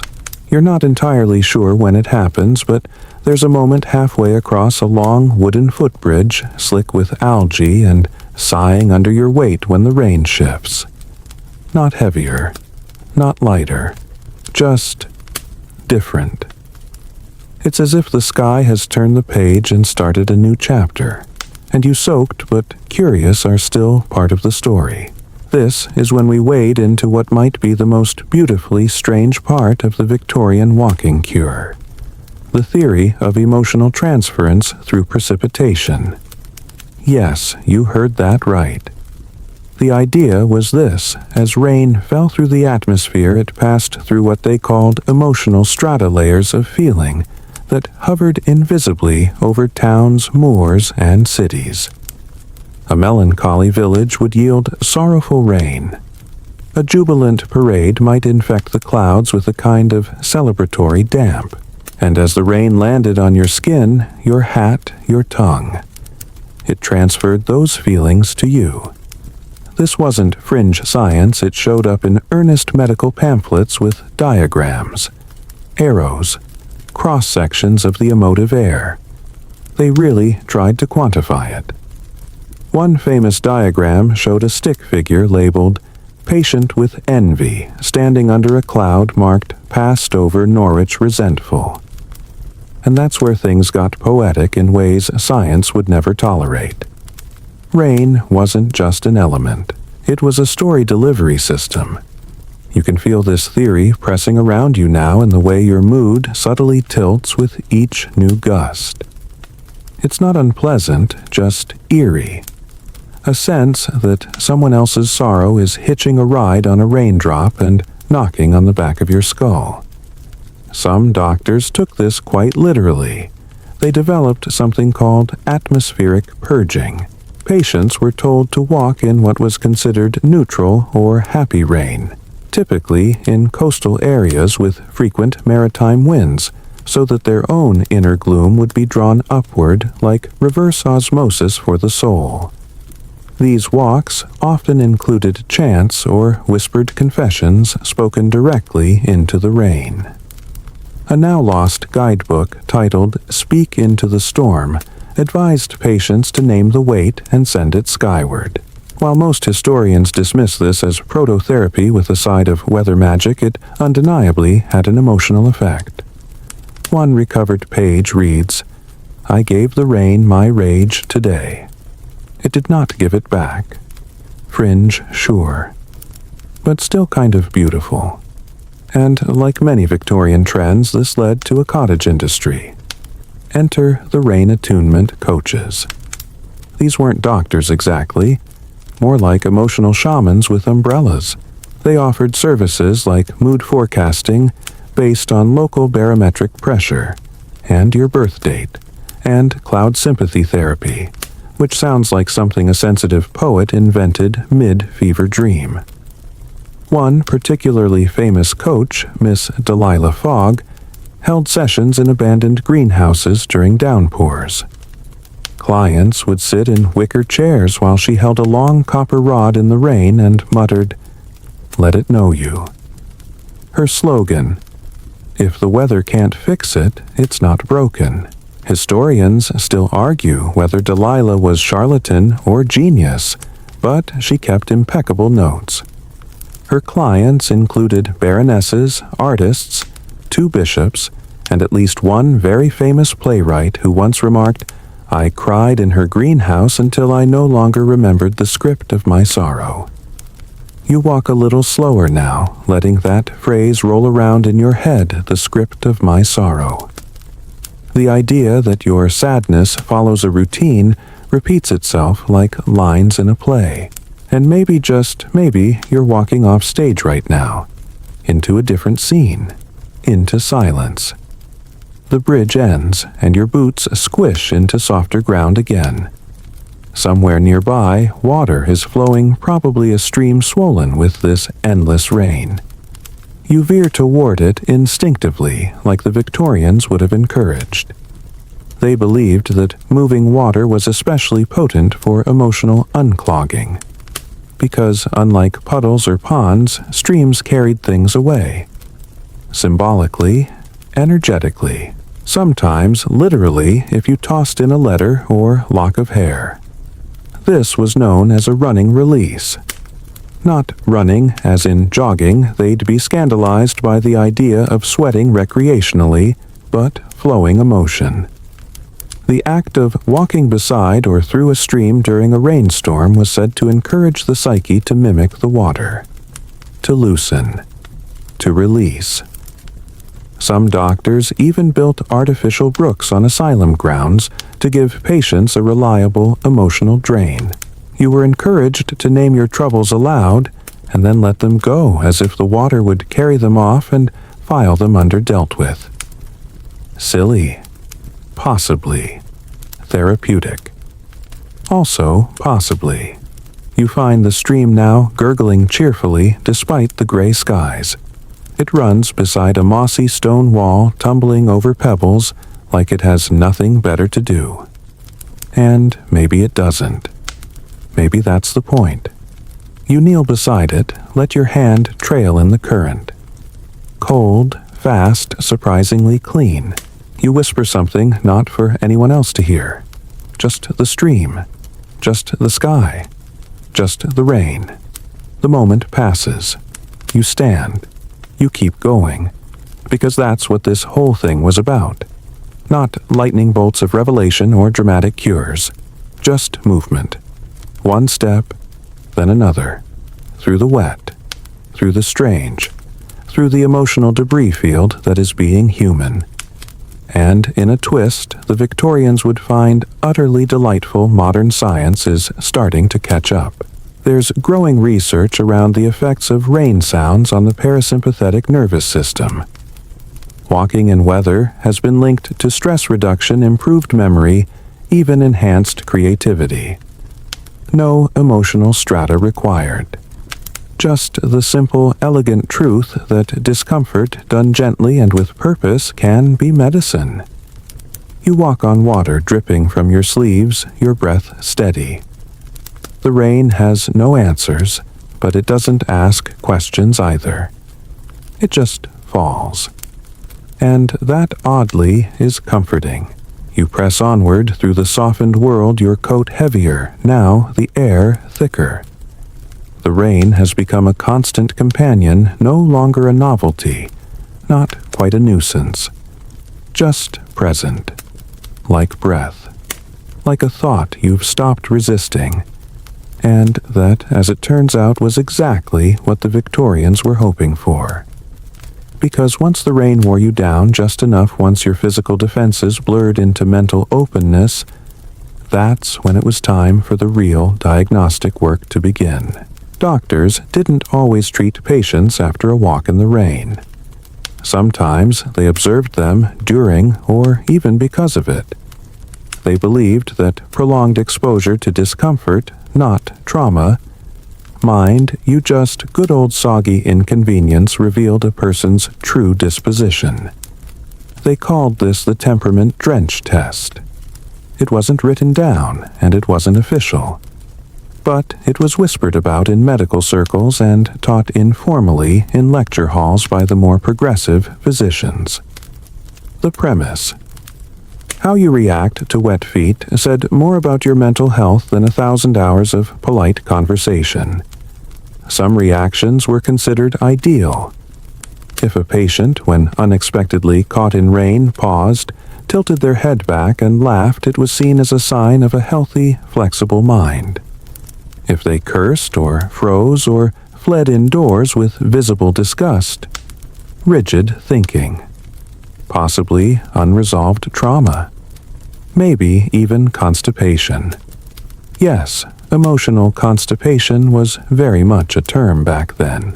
One doctor, Archibald Fenwick Smythe, who reportedly kept 12 umbrellas and used none of them, insisted on initial consultations occurring mid-downpour. He'd stand beside patients on Brighton cliffs, rain lashing their faces, and quietly observe. Only then, he said, do they shed the masks stitched by comfort. Historians still argue whether this was insightful or absurd. But it caught on, especially among doctors who were deeply tired of indoor diagnoses. They began to believe that the walk itself could speak more honestly than the patient. And sometimes it wasn't just about how you reacted to the rain, but where you went while walking in it. Because, let's be honest, not all routes are created equal. Enter the mood map movement. Victorian doctors started charting local paths based on the emotional outcomes they observed in patients. One muddy trail behind a sanitarium in Bath became known as the Path of Clarity, while a crooked uphill lane in Devon earned the nickname the Corridor of Regret. These weren't jokes. They were used like prescriptions. Patients were told things like, take the regret trail 3 times a week, followed by a silent descent down the doubt hollow. Avoid the brook of reflection until your 3rd month. And these weren't just for mental health either. Some routes were thought to stir digestion, soothe palpitations, or even rekindle romantic interest. The rainy Lover's Loop, a circular trail through weeping willows and misty glens, was reportedly responsible for 24 engagements and 3 cases of pneumonia.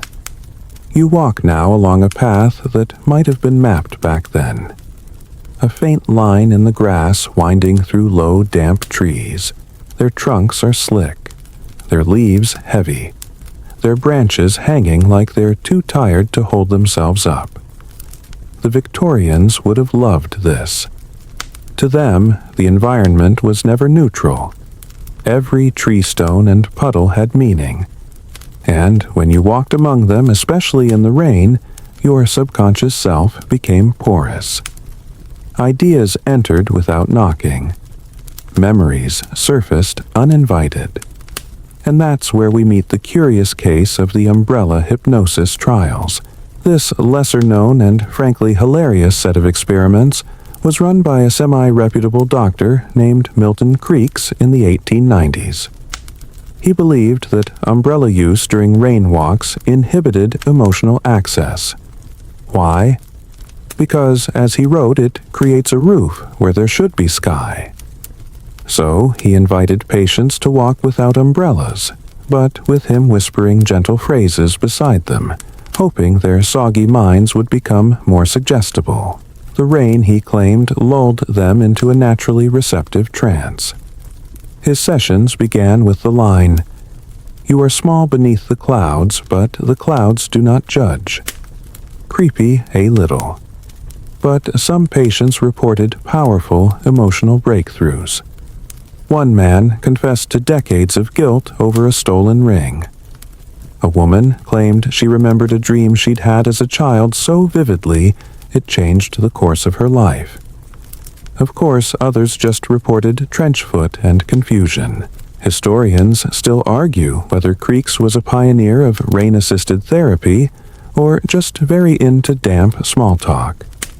You pass under a low-hanging branch now, brushing aside wet leaves that smack gently at your face like a disappointed aunt. You're colder than you were, but you don't really mind anymore. That's the trick, isn't it? The longer you walk, the less the discomfort feels like punishment. It becomes background, a kind of rhythm. And in this rhythm, some patients began to find what the Victorians called the drop. It wasn't a destination. It was a moment of emotional surrender, a point during the rain walk when the mind finally gave up trying to outthink the weather. Patients would describe it later with phrases like, "I let go," or "the rain got inside me." Doctors were obsessed with cataloging when and where these drops occurred. Some believed it had to do with terrain. Others thought barometric pressure played a role. One very ambitious woman, Dr. Lydia Belvoir, created a scale from 1 to 10 to measure approachability to drop. Her most famous patient, a banker from Bristol, allegedly dropped mid-sentence while discussing his portfolio and sobbed joyfully into a rhododendron. It might sound odd now, but you've felt something shift, haven't you? That subtle click between resistance and presence. Maybe it's already happened. Maybe you've dropped too. And if not, that's okay. There's still more path ahead. More rain. You press on, no longer feeling quite like a person trudging through bad weather, but more like a moving part of it, an unofficial member of the rainfall union. Your limbs ache pleasantly. Your thoughts don't shout anymore. They hum.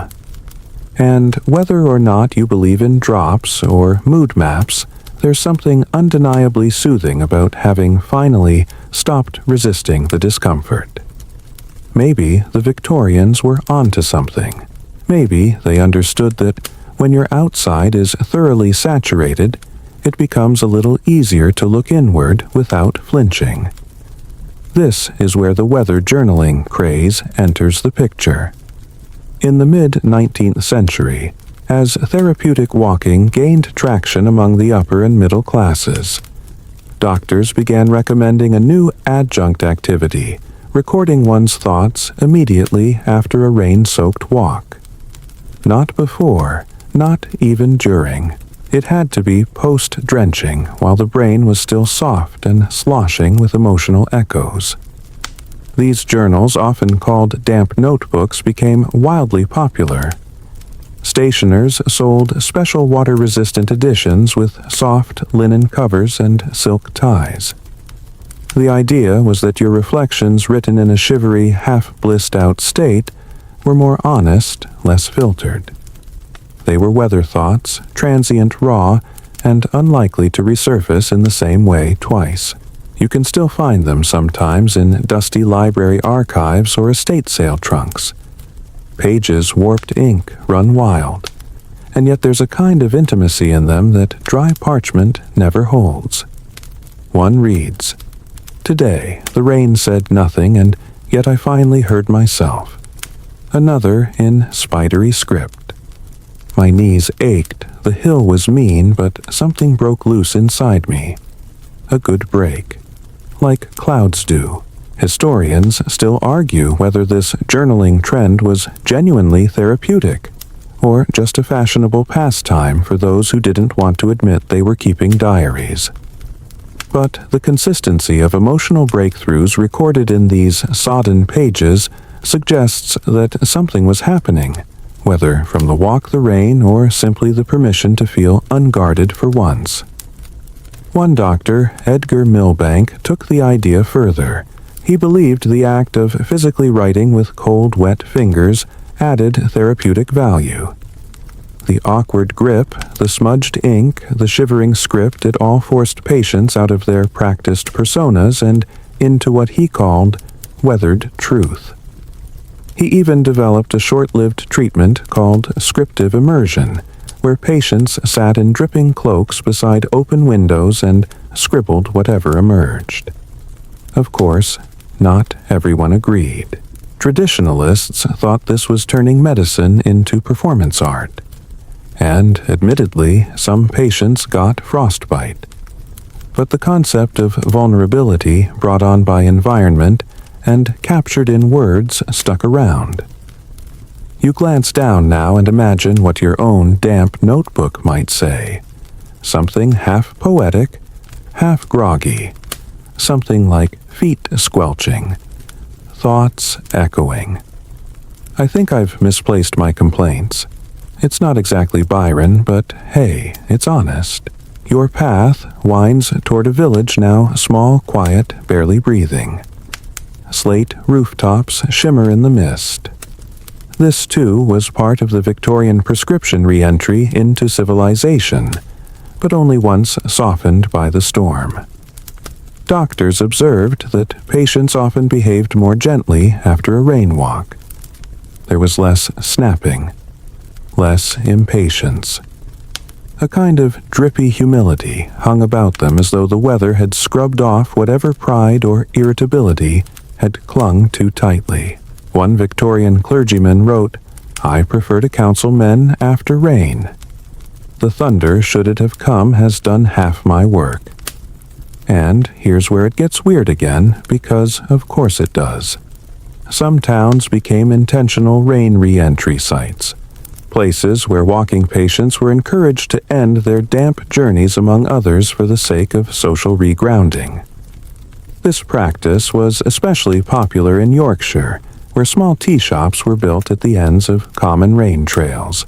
These weren't just tea shops, they were rain parlors. Think warm hearths, mismatched blankets, and very little conversation. The rules were simple. Enter quietly, don't explain your journey unless asked, and above all, do not dry off too quickly. The belief was that shock drying or rapidly transitioning from drenched to dry could jolt the nervous system and undo the emotional benefits of the walk. So these parlors were designed for slow thawing.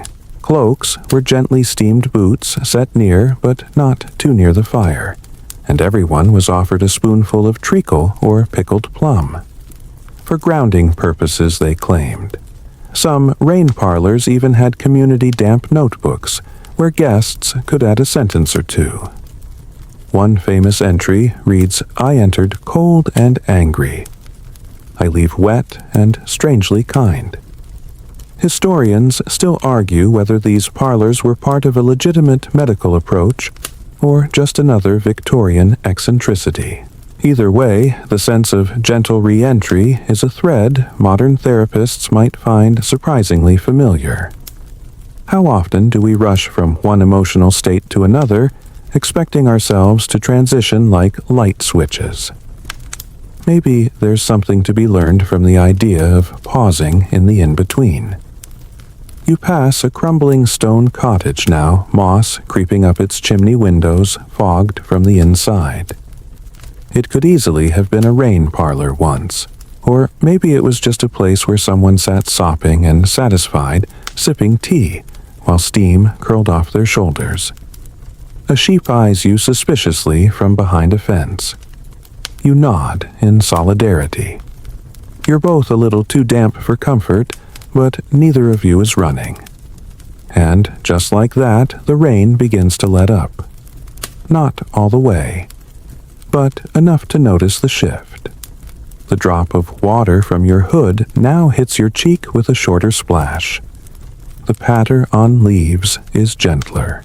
The sky, once pure slate, shows the faintest smear of silver. You reach for a feeling. Not joy, not relief, something subtler. Integration, the Victorians might have called it. The idea that something inside you has shifted to make room for this weather, this experience, this moment. You are not the same person who stepped onto this path hours ago. And that's the point. Not all medicine tastes like bitterness. Sometimes it feels like a drizzle on your collarbone. Sometimes it feels like walking home through puddles with no hurry left in your legs. The air feels lighter now, as if the clouds are slowly releasing their grip on the earth. Your boots leave smaller splashes with each step, but your coat still clings wetly to your back like a needy cat. The rain isn't over. It's just grown reflective, like it too has something to think about. This is the moment Victorian doctors often called the taper the soft come-down after a stormy immersion, and it wasn't to be rushed. In fact, they advised their patients against heading inside too soon after the rain eased. There was something crucial, they said, about experiencing the entire descent from torrent to trickle to hush. And, ever obsessed with structure, they even developed a whole methodology around this process, the 5 phases of atmospheric recalibration. Let's walk through them, shall we? Phase 1, soak. You've already done this. The total, unrelenting embrace of the elements. The point is, surrender, not stoicism. You're not meant to muscle through it. You're meant to dissolve into it a little. Phase 2. Saturation. This is where your thoughts start to lag just behind your steps. Your complaints wear thin. You've reached maximum moisture content inside and out, and you no longer try to protect your dry spots. The rain is in your sleeves, your boots, probably your soul. Phase 3. Drift. This is what the Victorians called the walking trance. Not quite present, not quite gone. You forget what time it is or whether time's even the point. Everything feels a little like a memory already. Phase 4. Taper. Right now, that soft, slackening rain. A sensory quiet where nothing is trying too hard. Even your thoughts tiptoe. This phase was seen as the bridge between self and insight. A place where your mind might still be open but not raw. Phase 5. Re-emergence. Still to come. The re-entry. The return to the world of hearths and voices. But not yet. You're still walking in the taper, and the Victorians would have you linger here. You reach a wooden stile, slick with rain, and carefully climb over it. Your knees protest. Your boots squish in a satisfyingly marshy way. You chuckle because there is something deliciously silly about willingly soaking yourself for therapeutic purposes. And yet, you get it now, don't you? Even the silliest things can carry truth. Take, for instance, the practice of rain mirrors. Now, this one sits squarely in the fringe but oddly poetic category. Some doctors believed that water puddles, specifically those formed on natural stone, were more than reflective. They were emotionally reactive. That is, they thought rain puddles could show a patient's state of mind. Not literally like a mirror, but symbolically. The technique.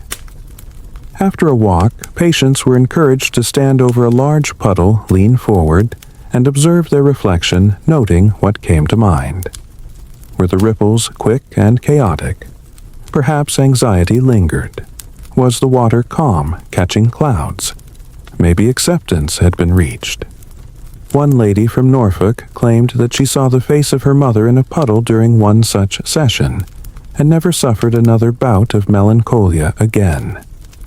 Historians naturally remain divided.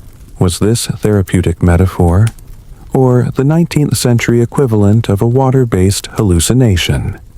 still rain mirror reflection therapy, as it was briefly called before, mercifully being shortened to puddle time, gained traction among the more poetic physicians. It paired well with the journaling we discussed earlier. Patients would write what they saw in the water. Entire family dramas were projected into 2 inches of collected runoff. One of the most interesting figures in this area was a woman named Teresa Blythe, a self-styled puddle medium who claimed to channel ancestral memories through reflective rainwater. She wasn't technically a doctor, but some practitioners quietly referred patients to her anyway. After all, if a patient walked 10 miles in the rain and finally said something real, did it matter whether it was spoken to a therapist or a woman with a feathered shawl and a damp notebook? You step around a puddle now almost out of habit, but then, remembering Teresa, you stop and peer into it. Your face is blurred, elongated by ripples. Behind you the sky tries to brighten, but fails politely. There's something tender about this muddy mirror, as if it's showing you a version of yourself that exists only here in this moment.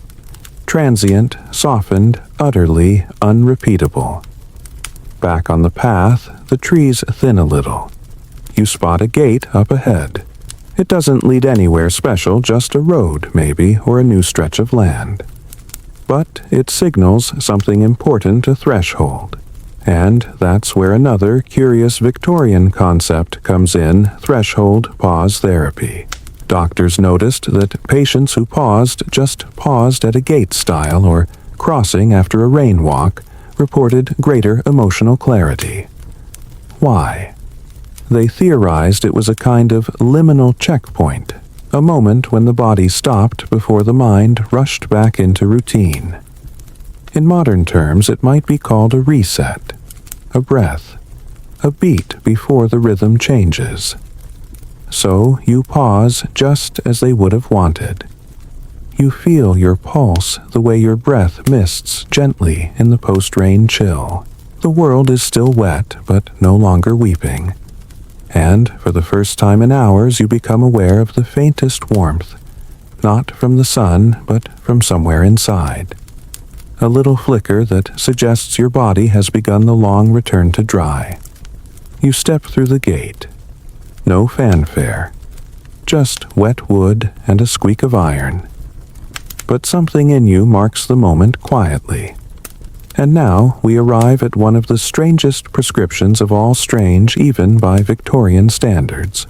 It was called the drip cloak ceremony, and it was less medical advice than cultural ritual popularized in remote Scottish villages and certain coastal towns in Wales.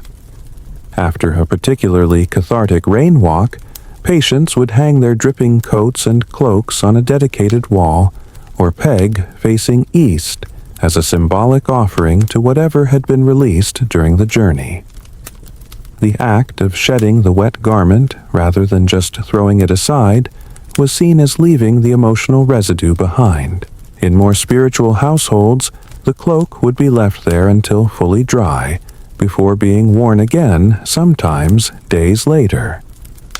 Until then, the patient would wrap themselves in something fresh, ideally wool, and sip something bitter while sitting in silence.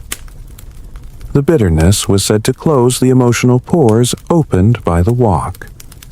Sound bonkers, maybe. But in an age where emotions were so often buried under etiquette and corsetry, even the act of acknowledging feeling was radical. And perhaps in their own rain-soaked way, these Victorians weren't so foolish after all. They were simply trying to build rituals around something modern. Life often forgets transformation takes time. Wetness isn't weakness. Slowness isn't failure. And the walk through something often heals more than the race to escape it. You keep walking now, the cloak of your own experience still clinging to you, but lighter somehow. Less burden. More badge. You walk with that freshly shed sense as if some layer of yourself, weather-worn and full of sighs, has been left behind on that gatepost. The rain has turned to mist now, a fine, gauzy veil that doesn't wet you so much as hover. It hangs in the air like a story waiting to end. And so, naturally, the Victorians had a story for this too. They called this gentle aftermath the repose veil, a term coined by Dr. Clarence P. Wakefield, who, aside from having the most on-brand name for a rain therapist in history, was also a fierce advocate for mist bathing. Yes, mist bathing. Not rain, not puddles, just the hovering moisture that comes after a storm. Dr. Wakefield believed that this stage of the weather carried restorative properties, especially for the lungs and nervous system, and encouraged patients to stand still within it, eyes closed for no less than 5 minutes, ideally atop a small hill. The logic mist doesn't bombard. It surrounds. It whispers where rain lectures. And in that quiet hum of suspended droplets, the patient's nervous system could in theory recalibrate without defensiveness. Rain cleanses. Mist harmonizes, Wakefield wrote. And you standing now among soft, rolling hills and tree silhouettes blurred by silver air, feel inclined to agree. There's a peace in this fog, a kind of holding, like the world is giving you a chance to just exist, not perform. Still, historians argue whether mist bathing was truly effective or just another poetic flourish tacked onto the walking regimen.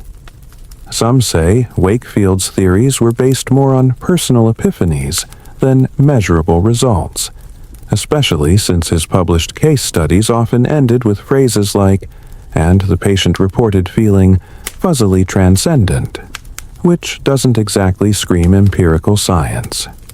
Yet, despite the skepticism, mist bathing took hold particularly among artists and writers.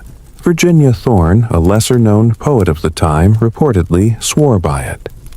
She even published a collection titled Suspensions Entirely Composed in Mist Bath Aftermaths. One haunting line reads, "I stood among particles, and forgot which sadness was mine." Maybe it wasn't medicine in the clinical sense, but for people aching to breathe without expectation, it was balm enough.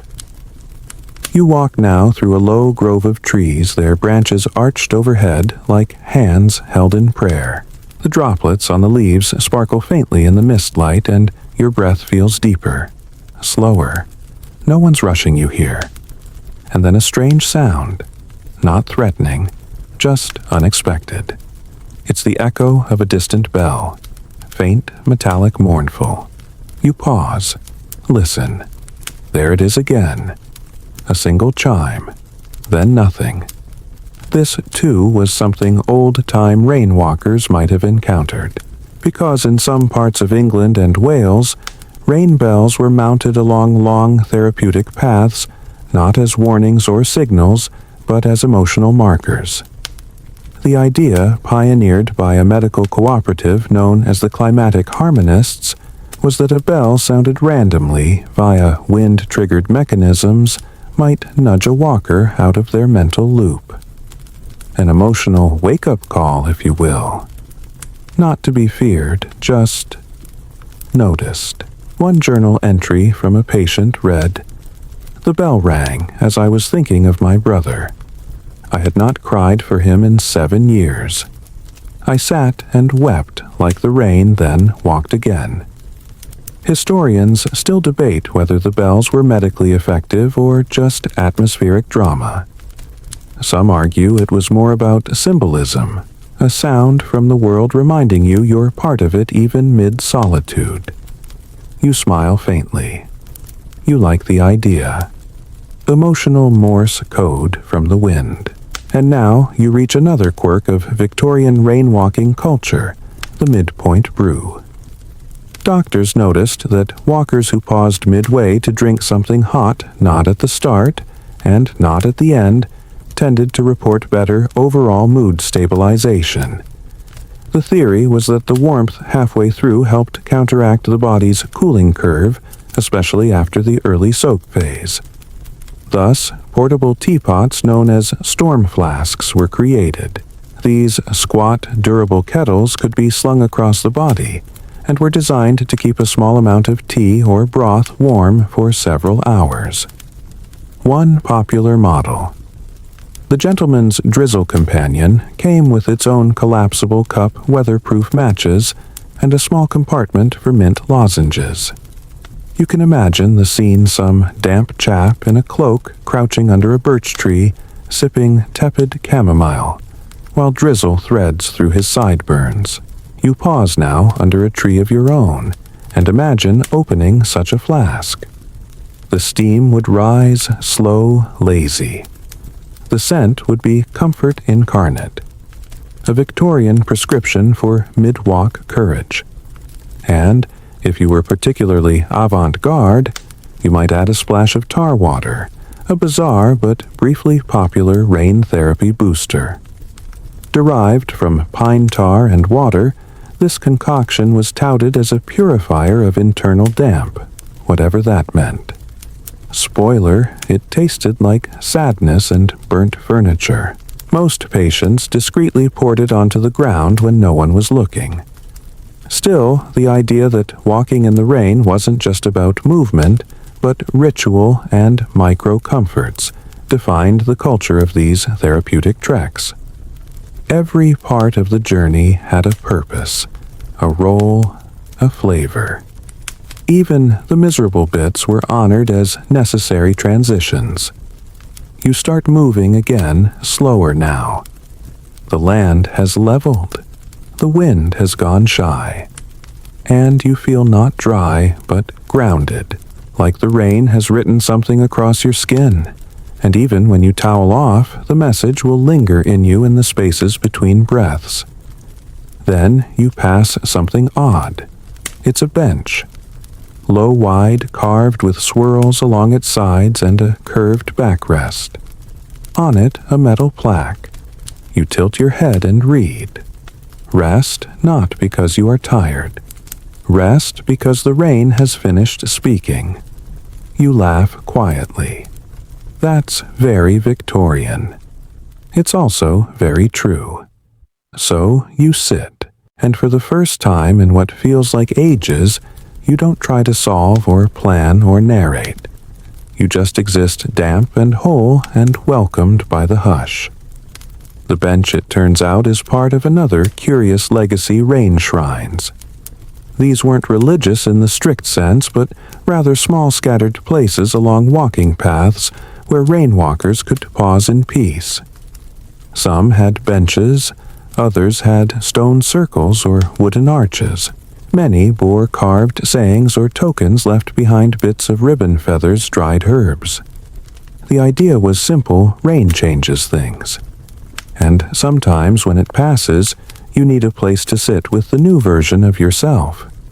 So you do. And in this soft silence you understand something else the Victorians tried to teach, that transformation doesn't always shout. Sometimes it just drips, gathers, settles, until one day you realize you've been changed not in a flash, but in a slow, persistent rainfall of small mercies. The bench still holds the faint chill of rain, but you don't mind. It makes you aware of your body in that strange, quiet way the Victorians so adored, aware not like a mirror, but like a hearth flickering back to life.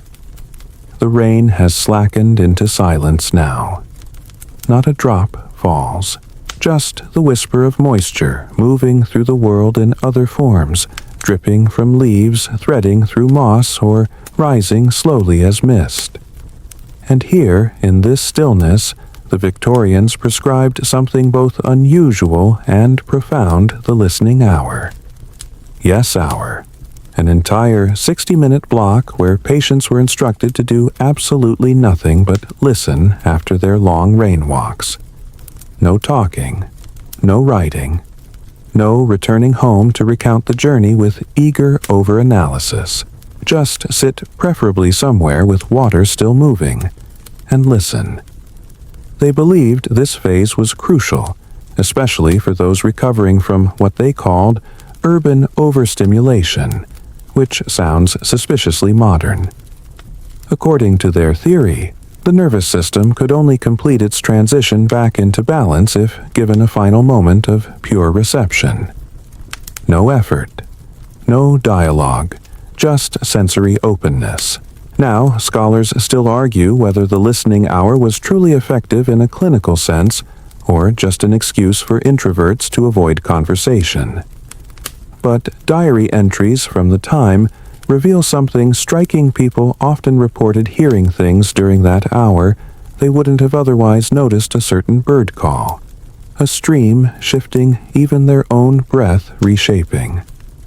One woman wrote, "In the listening, I heard the part of myself I always spoke over," which, let's be honest, is basically therapy. You tilt your head now, mimicking the practice. And it's remarkable, without even trying, you begin to tune in. The soft tapping of droplets dislodging from pine needles. A distant rustling, perhaps a fox nosing through damp underbrush. The occasional whisper of wind, like someone changing their mind in the distance. And your own breathing, of course. Unhurried, soft-edged. The Victorians might have been medically misguided about many things, bloodletting anyone, but when it came to restorative sensory engagement, they were oddly ahead of their time. Take, for example, the rain echo tests. Now, this is where things get particularly quirky. These tests were developed by fringe practitioners who believed that echoes, yes, literal acoustic echoes, could reflect not just sound, but mood. Patients were instructed to shout a single word or short phrase into an open landscape, during or after rain. Then listen for how the echo returned. Was it sharp? Faint, distorted, delayed? They believed the quality of the echo revealed the emotional state of the individual. Not in a supernatural way, mind you, this wasn't ghost hunting. More in the vein of subconscious projection. That is, you'd interpret the echo based on what you felt, not what it actually sounded like. One popular guidebook from 1876 suggested trial phrases like, "I am mended," or "Let it fall," or my personal favorite, "What's left of me," which feels like something an 1800s emo band might have screamed into a ravine. And, while it never caught on widely in the medical establishment, rain echoing became a favorite among artists and young melancholics. Several poems from the era bear the mark of these practices, often in the repetition of echoed lines. You look around now, wondering if the terrain ahead might lend itself to such a moment. And, indeed, it does. A low valley opens up before you, framed by rocky ridges. The kind of natural basin where sound might bounce gently like a voice offered to the sky and returned softened. You step forward, tentative, and then without overthinking it, you say something aloud, not a scream, not even a shout. Just a clear, full-voiced offering to the valley. Still here. The echo comes back faint, fog-muffled. Still here? Here. You smile. The Victorians would have approved. They might have even taken your result to a nearby rain therapist, a position that, believe it or not, existed briefly in the late 19th century in certain holistic clinics. These therapists didn't just monitor the physical effects of walking in weather. They were part counselor, part meteorologist, part amateur philosopher. Their offices often featured wet coat drying racks, mossy stones for grounding touch, and windows that opened fully to allow in fresh rainfall. One even wrote a popular column called The Moist Almanac, offering weekly advice based on precipitation predictions. Though the profession eventually faded, replaced by more clinical approaches, it left behind a beautiful concept, the weather within, a belief that each person carried their own climate, that moods moved like storms, Ideas gathered like dew and clarity like sunshine could follow even the darkest downpour. You walk on now, the path narrower but clearer. No longer slick, just soft. The kind of ground that gives a little under each step. Comforting. Trustworthy. And as you move, you notice something surprising: the smell. The earth is exhaling. This is that beloved scent petrichor, though the term wasn't coined until the 1960s. Back in Victorian times it had no proper name, but they described it often: the green breath, the sigh of soil after hearth. Doctors of the era theorized that this smell had emotional properties, that it signaled the brain to relax, to accept that the storm had passed. Some even attempted to capture it in cloths or jars for use in asylums or sanatoriums. Spoiler, it didn't work. Turns out bottled dirt smell doesn't have quite the same magic as the real thing. Still, the idea persists. Some scents don't just trigger memory, they trigger re-entry. They mark the border between inside the storm and past it. And that's where you are now. You're walking the border. The mist is lifting. The trees are more spaced. Somewhere nearby you hear the low murmur of a village, or maybe just a house. Civilization reappears slowly, never in a rush. The Victorians called this stage the drizzle threshold, a poetic way of describing the return to the known world. It wasn't meant to be abrupt. They advised patients to avoid immediate contact with others or loud environments upon completing their rain walks. Some even wore discreet return scarves, deep gray or blue, so that others would recognize they were still in process, still drying, emotionally speaking. One writer noted, "When I wear the return scarf, my neighbor does not ask me to talk of taxes or weather. She simply nods, and I go home unseen." Wouldn't that be something today? You imagine it, walking through your neighborhood, scarf damp, and eyes unfocused, and everyone just leaves you be, knowing you're still dripping with a little rain and a lot of self. You walk a little slower now, not because you're tired, but because something in you wants this to last. The in-between, the not quite home, not quite lost place. And that's precisely what the Victorians wanted their patients to feel. That the walk wasn't an interlude between real life and recovery, but part of the life they were trying to return to. Maybe even the most truthful part of it. Your boots strike the earth with more certainty now, still soft, still yielding, but sure. The trail is less mysterious, more path-like. A subtle sign that you are approaching something that once felt familiar. Maybe a gate, maybe a house, maybe just the boundary between solitude and the pull of the world. And it's in this stretch, the final leg of the Victorian rain walk, that doctors recommended what might be the most bizarre ritual of all intentional forgetting. Yes, prescribed amnesia. Not permanent, of course. Just a temporary conscious effort to leave behind one thought memory or emotional burden along the way. The theory advanced by Dr. Harold Beechcroft in 1884 was that rainwalking stirred up all kinds of internal sediment, old griefs, petty resentments, anxieties with too many teeth, and that if one wasn't careful they'd carry those things back home, into parlors and beds and breakfast tables. So he proposed this: choose one thing you do not wish to carry further. Give it to the rain.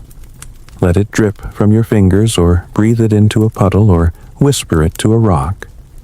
But do not bring it back. Historians still debate whether Beechcroft's method was practical psychotherapy or just elaborate emotional theater. But many patients swore by it. Some left tokens, scraps of paper, small carvings.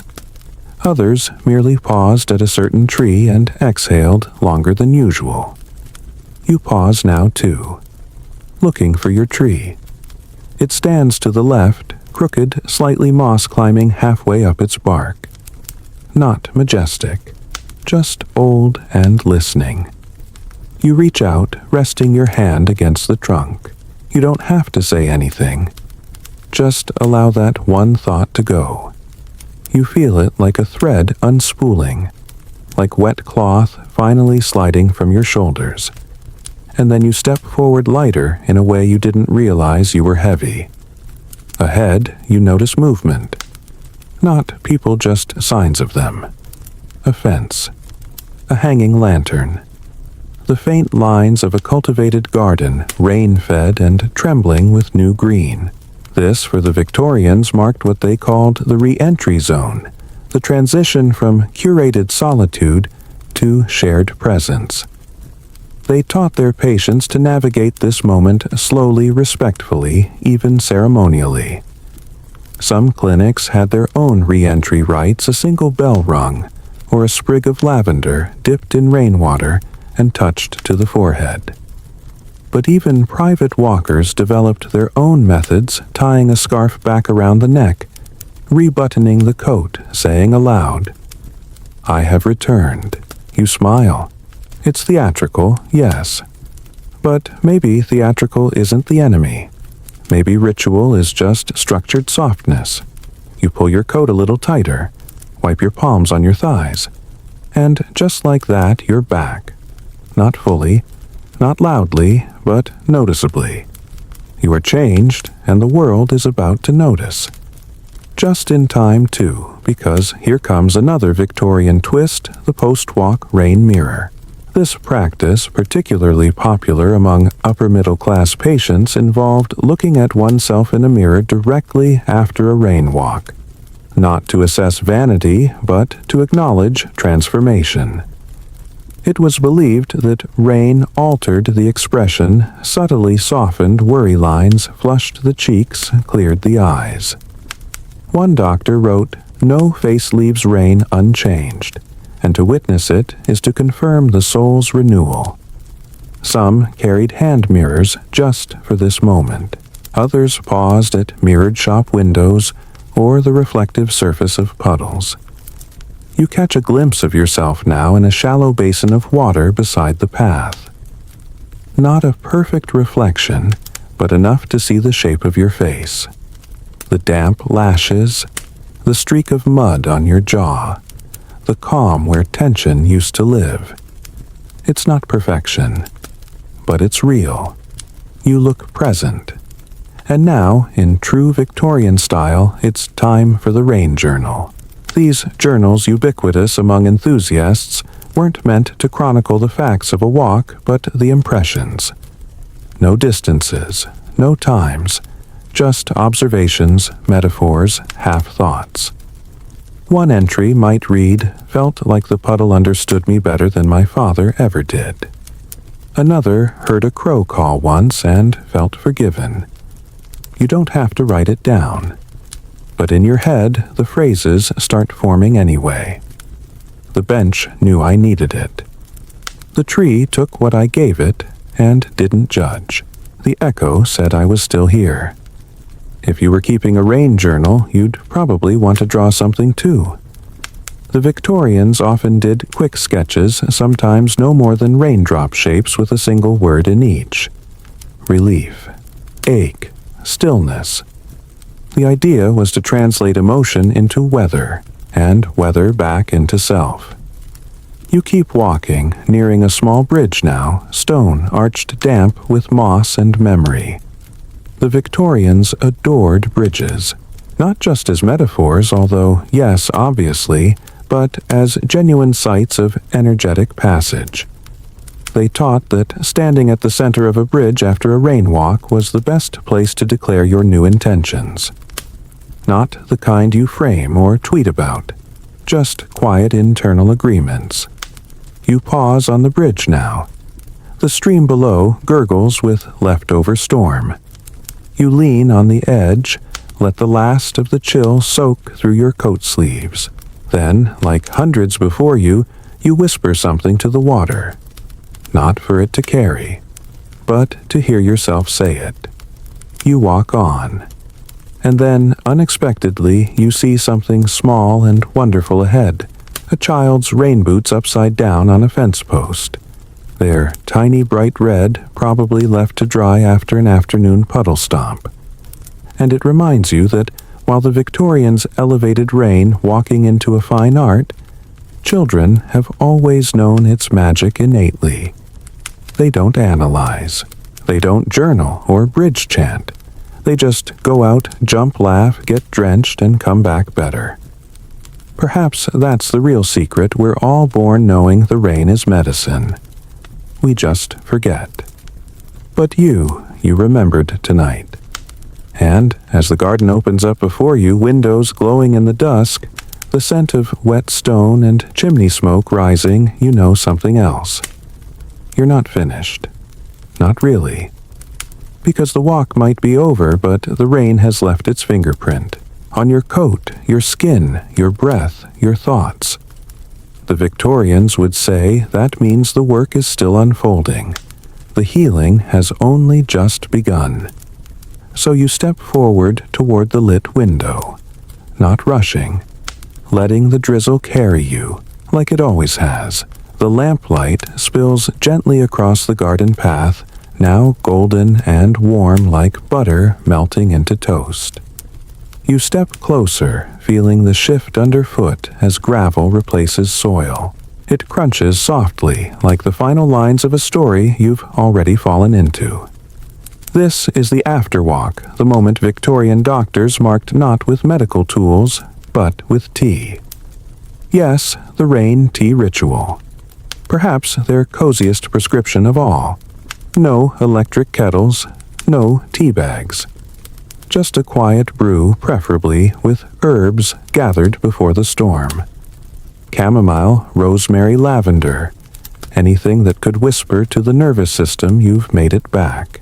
Some clinics even had dedicated rain kitchens where a wet coat patient would be handed a warm cup before a word was spoken.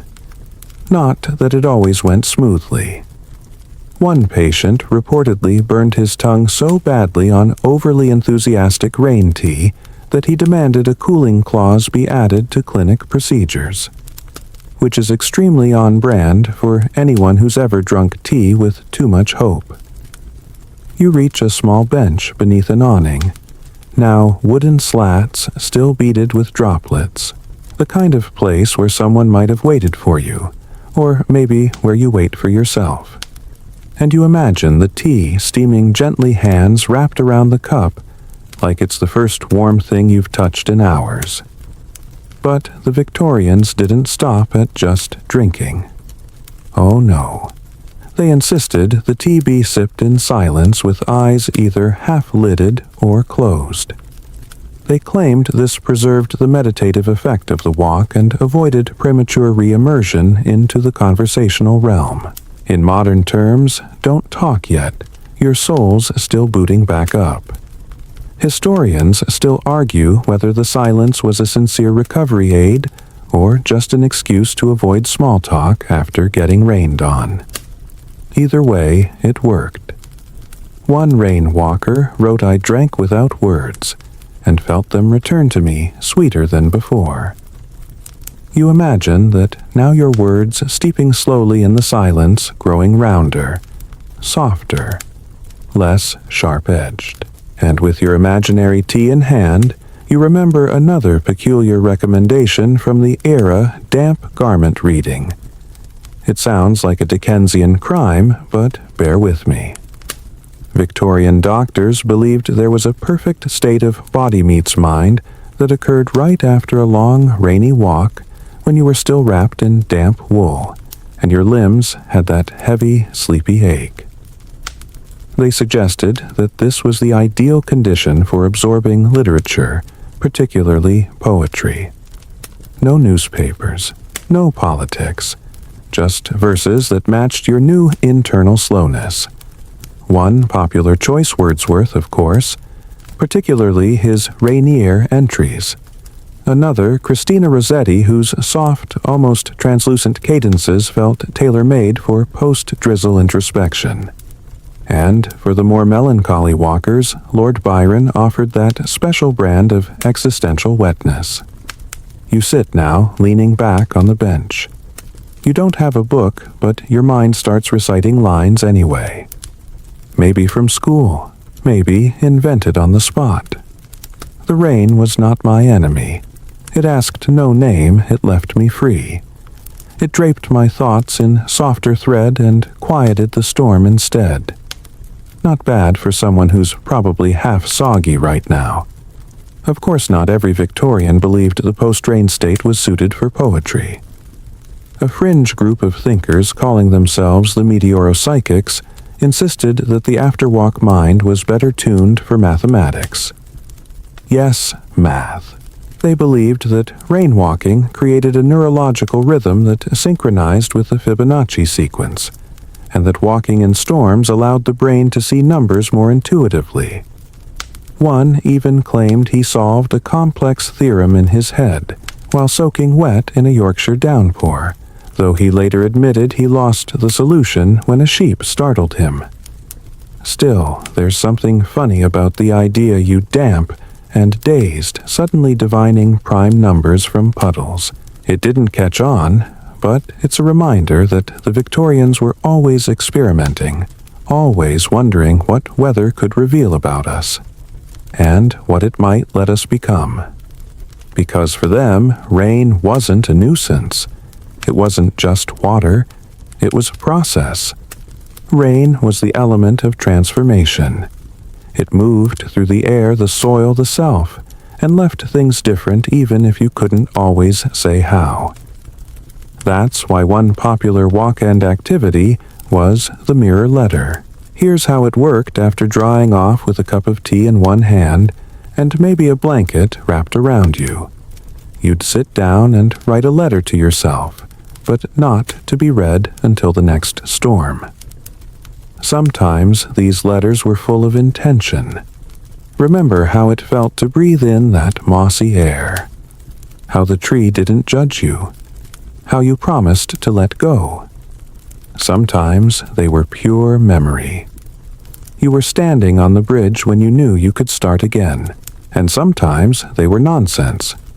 Bring snacks next time. Seriously. No more Victorian levels of hunger. The idea was simple. Give your future rainwalker self a breadcrumb, a note in a bottle tossed into the weather and time. You consider what you might write now. Maybe nothing grand. Maybe just you're doing okay. Don't rush back. The lantern light sways slightly above you as if agreeing.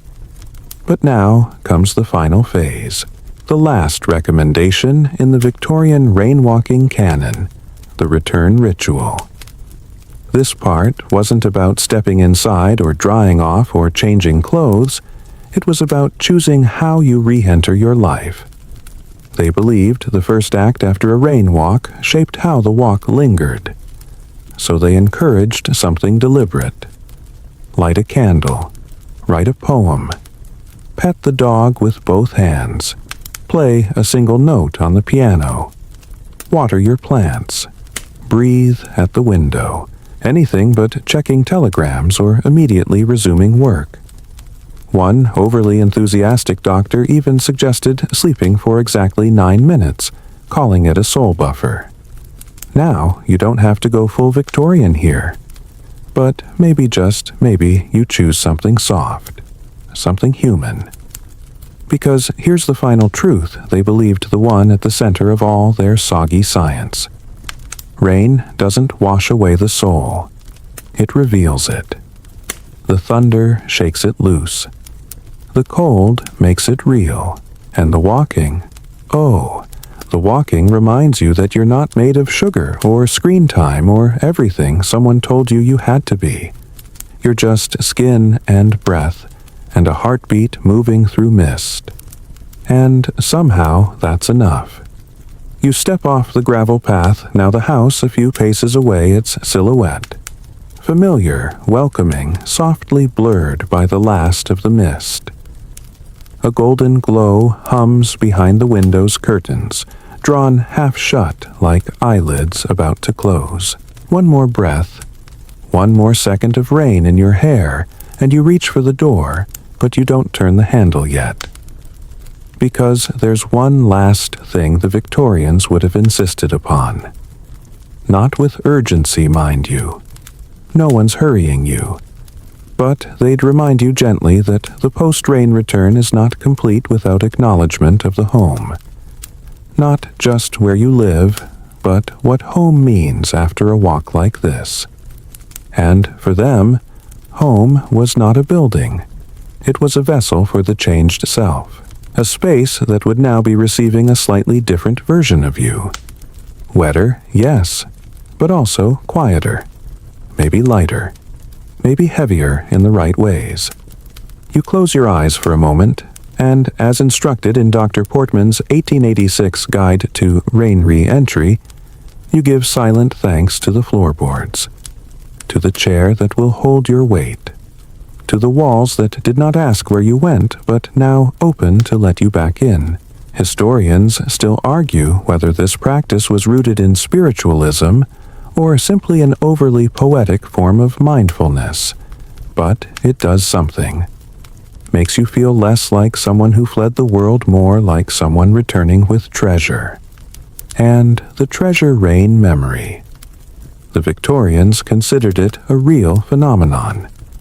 They swore that memory formed differently in the rain, that information, emotion, and sensory detail recorded in a wet state stuck better and stranger. One rain walker claimed she could recall every step of a particular walk 5 years later, just by smelling a soaked wool scarf. Another swore his dreams turned to landscapes he'd only seen in rain replaying like old cinema reels each time a new storm arrived. You try to lock some of your own into place. The tree, the bridge, the red boots. That sentence you whispered to the stream. These become your rain markers' reference points in the mental weather map you're building. And now that the door is open, you step inside. The smell greets you first: dry wood, old books, something baking maybe, or just your imagination playing house. You remove your coat slowly, like a snake, shedding not just skin, but everything it's carried. You hang it to drip. Your socks are beyond saving, but somehow it makes you love them more. And then, tucked into the folds of your journey, something catches your eye, a small item. Maybe a pebble, a leaf, a note from your earlier self, something you carried without knowing why. This was part of another Victorian habit, the rain token. They'd carry small objects during the walk, then leave them on a windowsill or inside a drawer as reminders that the world had been different once, that they had been different in it. One woman kept a jar of Stormstone's pebbles, collected only while the sky wept. Another pressed soggy fern leaves between dictionary pages. One rather dramatic poet kept a string of moss-crusted beads he called his crown of tears. A bit much, maybe, but memorable. You place your own rain token gently somewhere visible. You don't need to name it. Just let it be what it is, evidence that you walked and didn't vanish. Now for the final touch. Victorian practitioners, particularly those obsessed with ambient cures, insisted that the sound of the rain be preserved as part of your post-walk recovery, which meant, if it was still raining outside, windows stayed cracked open just a bit longer. If it wasn't, many kept a rain glass or small jar by the door filled with storm water and tiny stones to be shaken gently before sleep. You move to the window now. The rain has thinned to a whisper, but you leave the pane open a finger's width, just enough to let the cool air curl in.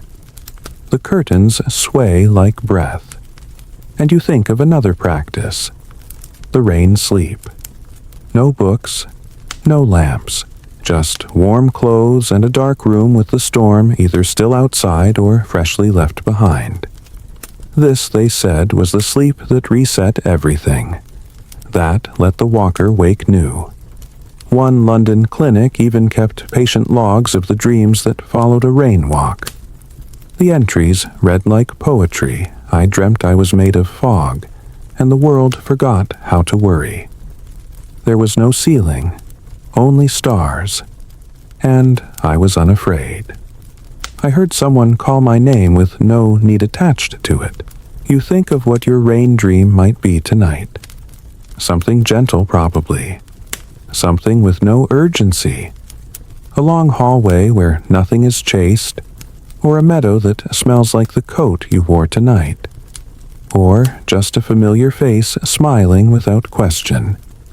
You pull the blanket higher, not to hide, just to hold yourself in place while the last of the walk settles into your bones. Outside, the wind picks up again, like it's looping back around, checking in, brushing the edge of the house like a friend who doesn't want to leave just yet. And maybe that's the rain's real trick. It leaves, but not really. It lingers in your muscles, your thoughts, the way your foot falls softer now than before. The Victorians were often overly fond of metaphors. They'd write things like, "Rain carves the sculpture hidden inside the stone of us," or "Each droplet is a lesson in surrender." And sure, that might sound like something you'd find stitched on a pillow in a haunted tea shop. But then again, here you are, tired, comforted, thinking in longer sentences than usual. Maybe they weren't wrong. The lamp's glow dims slightly as the oil runs low. Or maybe it's your eyelids closing bit by bit. You hear the last prescribed act, the final Victorian ritual for post-walk integration. It's called the silent thanking. Not to a deity necessarily. Not to anything specific. Just to the walk. To the weather. To your body for making it through. To the world for not being as unbearable as it sometimes pretends to be. So you say it. Quietly. Thank you. And then gently, like rain falling again on an already wet roof, you sleep. Now, in the hush that follows your final breath of rain-tinged air, you lie still. The room around you has fallen into that peculiar quiet only late night allows, the kind of silence that almost seems alive, as if the walls are listening. The rain is gone now, or maybe it's moved farther off, replaced by the soft tap of residual drips from branches and gutters like nature's own metronome. You feel your body hum with the day's walking. Not sore exactly, more like tender mellowed. That particular warmth that comes not from temperature but from use. The good kind of tired. The kind that makes you feel real again. But before you slip fully into the softness of sleep, there's one final little-known layer of the Victorian rain-walking phenomenon, and it has nothing to do with legs, lungs, or teacups. It's about what came after the afterwalk. You see, some doctors believed the full transformation wasn't complete until the following morning. That's right, the morning after check-in was a recognized part of the treatment. And not just with patients. These physicians logged their own walks meticulously, often reviewing the next day not for physical effects, but for mental clarity, decision-making quality, and dream recall. They believed the rain walk wasn't only a curative, it was a kind of reset switch. One that, if used correctly, made the following day a little more correctly lived. So tomorrow, when you wake, your only real assignment is to notice what feels different. Maybe nothing earth-shattering, but perhaps your coffee tastes a bit richer. Your phone a little less magnetic. Maybe you walk to the mailbox with less dread. Or maybe, and this would make any Victorian physician swoon, you find yourself longing for another walk in the rain. Because once the storm gets inside you, it doesn't quite leave. And here's a deliciously odd fringe theory from the tail end of the Victorian period, the puddle echo hypothesis. It claimed that puddles recorded the emotional state of those who stepped through them, and would reflect this energy back on the next unsuspecting walker.